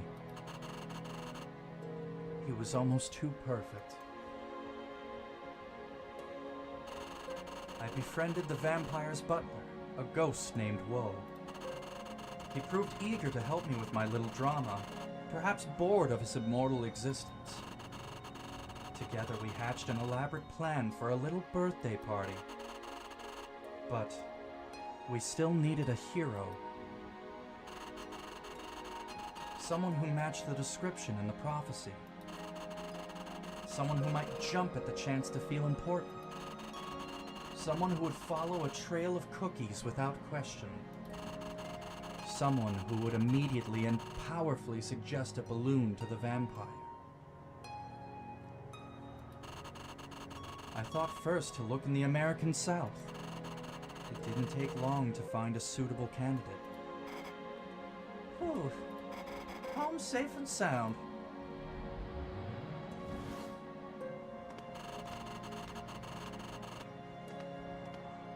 I watched from the ceiling of the birthday party room.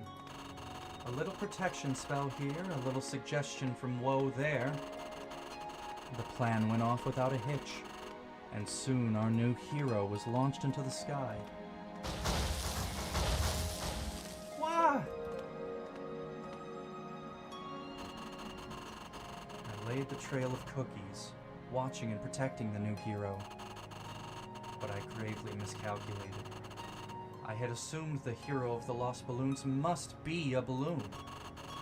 But the entire kingdom had in their minds an image of a more traditional, tall, muscle-bound superhero. If it hadn't been for one poor guard with childlike faith, the whole enterprise would have been lost immediately.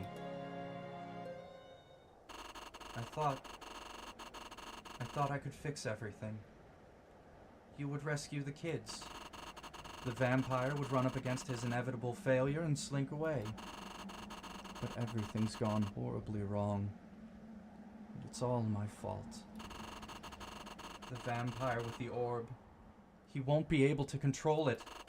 He will likely rip the fabric of reality asunder. I'm so sorry. This is my responsibility. I will find and rescue King Helio. Go home. Stay safe.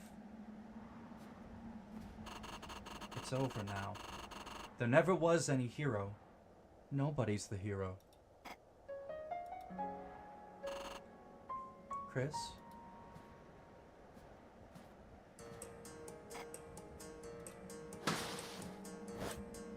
Fucking okay? Press B to Sonic. Okay. Nah, he took that shit personally. Like, nah, nobody's the hero except me.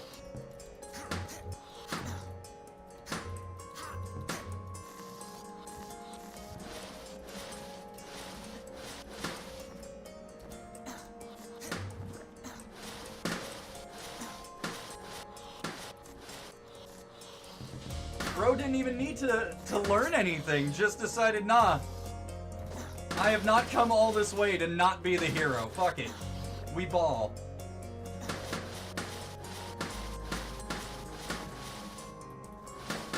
This is good. This is very good. I like this. This is what a hero move should be. Holy Jesus.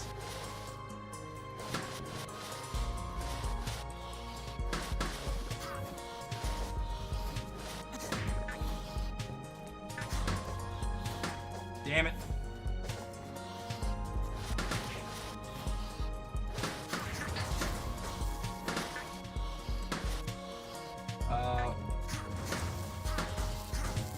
I guess King Helio would be... where?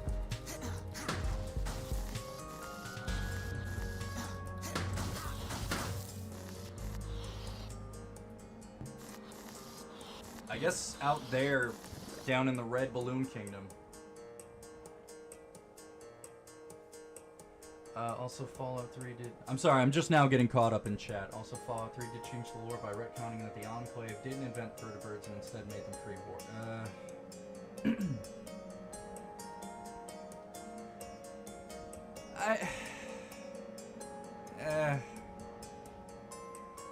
Like, I don't feel like that's the worst retcon. Like, what were they thinking? It does take a huge, like, piece out of the Enclave's mythos, though. Like, that is. I mean, they kind of neutered the Enclave, anyways.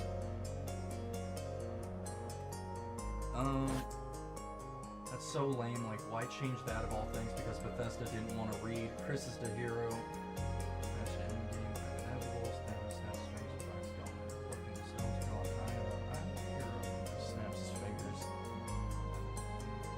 He is the hero. He's not even thinking anything anymore. He's just... Bro's fucking lost it.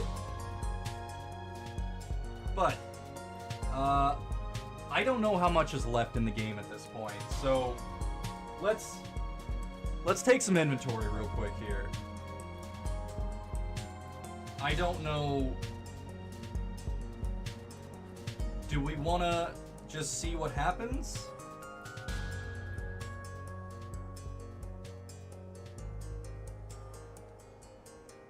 I feel like...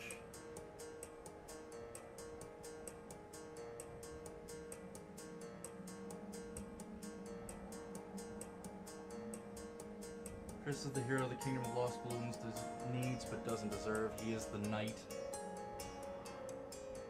Oh, don't talk about knights. I'm still sad about Dave.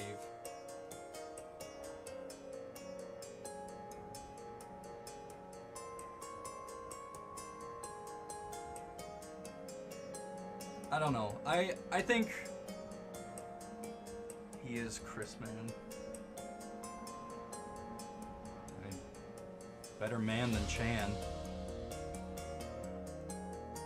But I think we are going to call it today. And we will have the finale of The Adventures of Chris next time. Because I thought we were closer to the end than we were. I don't know how far we are at this point. We might still have a ways to go now. I kind of just assumed once we got all the kids it would be over. But nope. Now there's an orb and the king's gone and everything's just kind of hosed.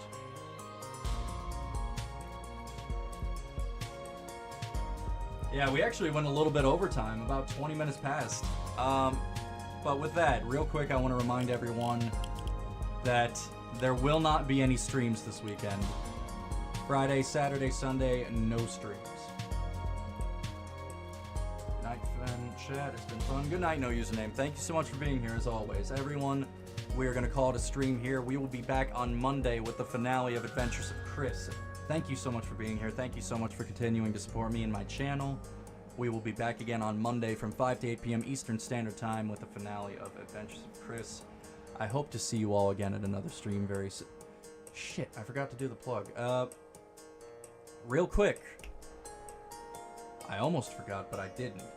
The Discord server is open. Invite links are available in the video description as well as the channel description. If you'd like to join, we would love to have you there. It's not all stuff about the channel. We do have sections for talking about gaming, anime, memes, shit posting. We have bots to interact with.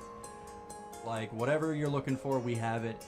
If you want to join, by all means, the links are in the description. We will be back on Monday, 5 to 8 p.m. Eastern Standard Time. I hope to see you all again at another stream very soon, and I hope you all have a fantastic night.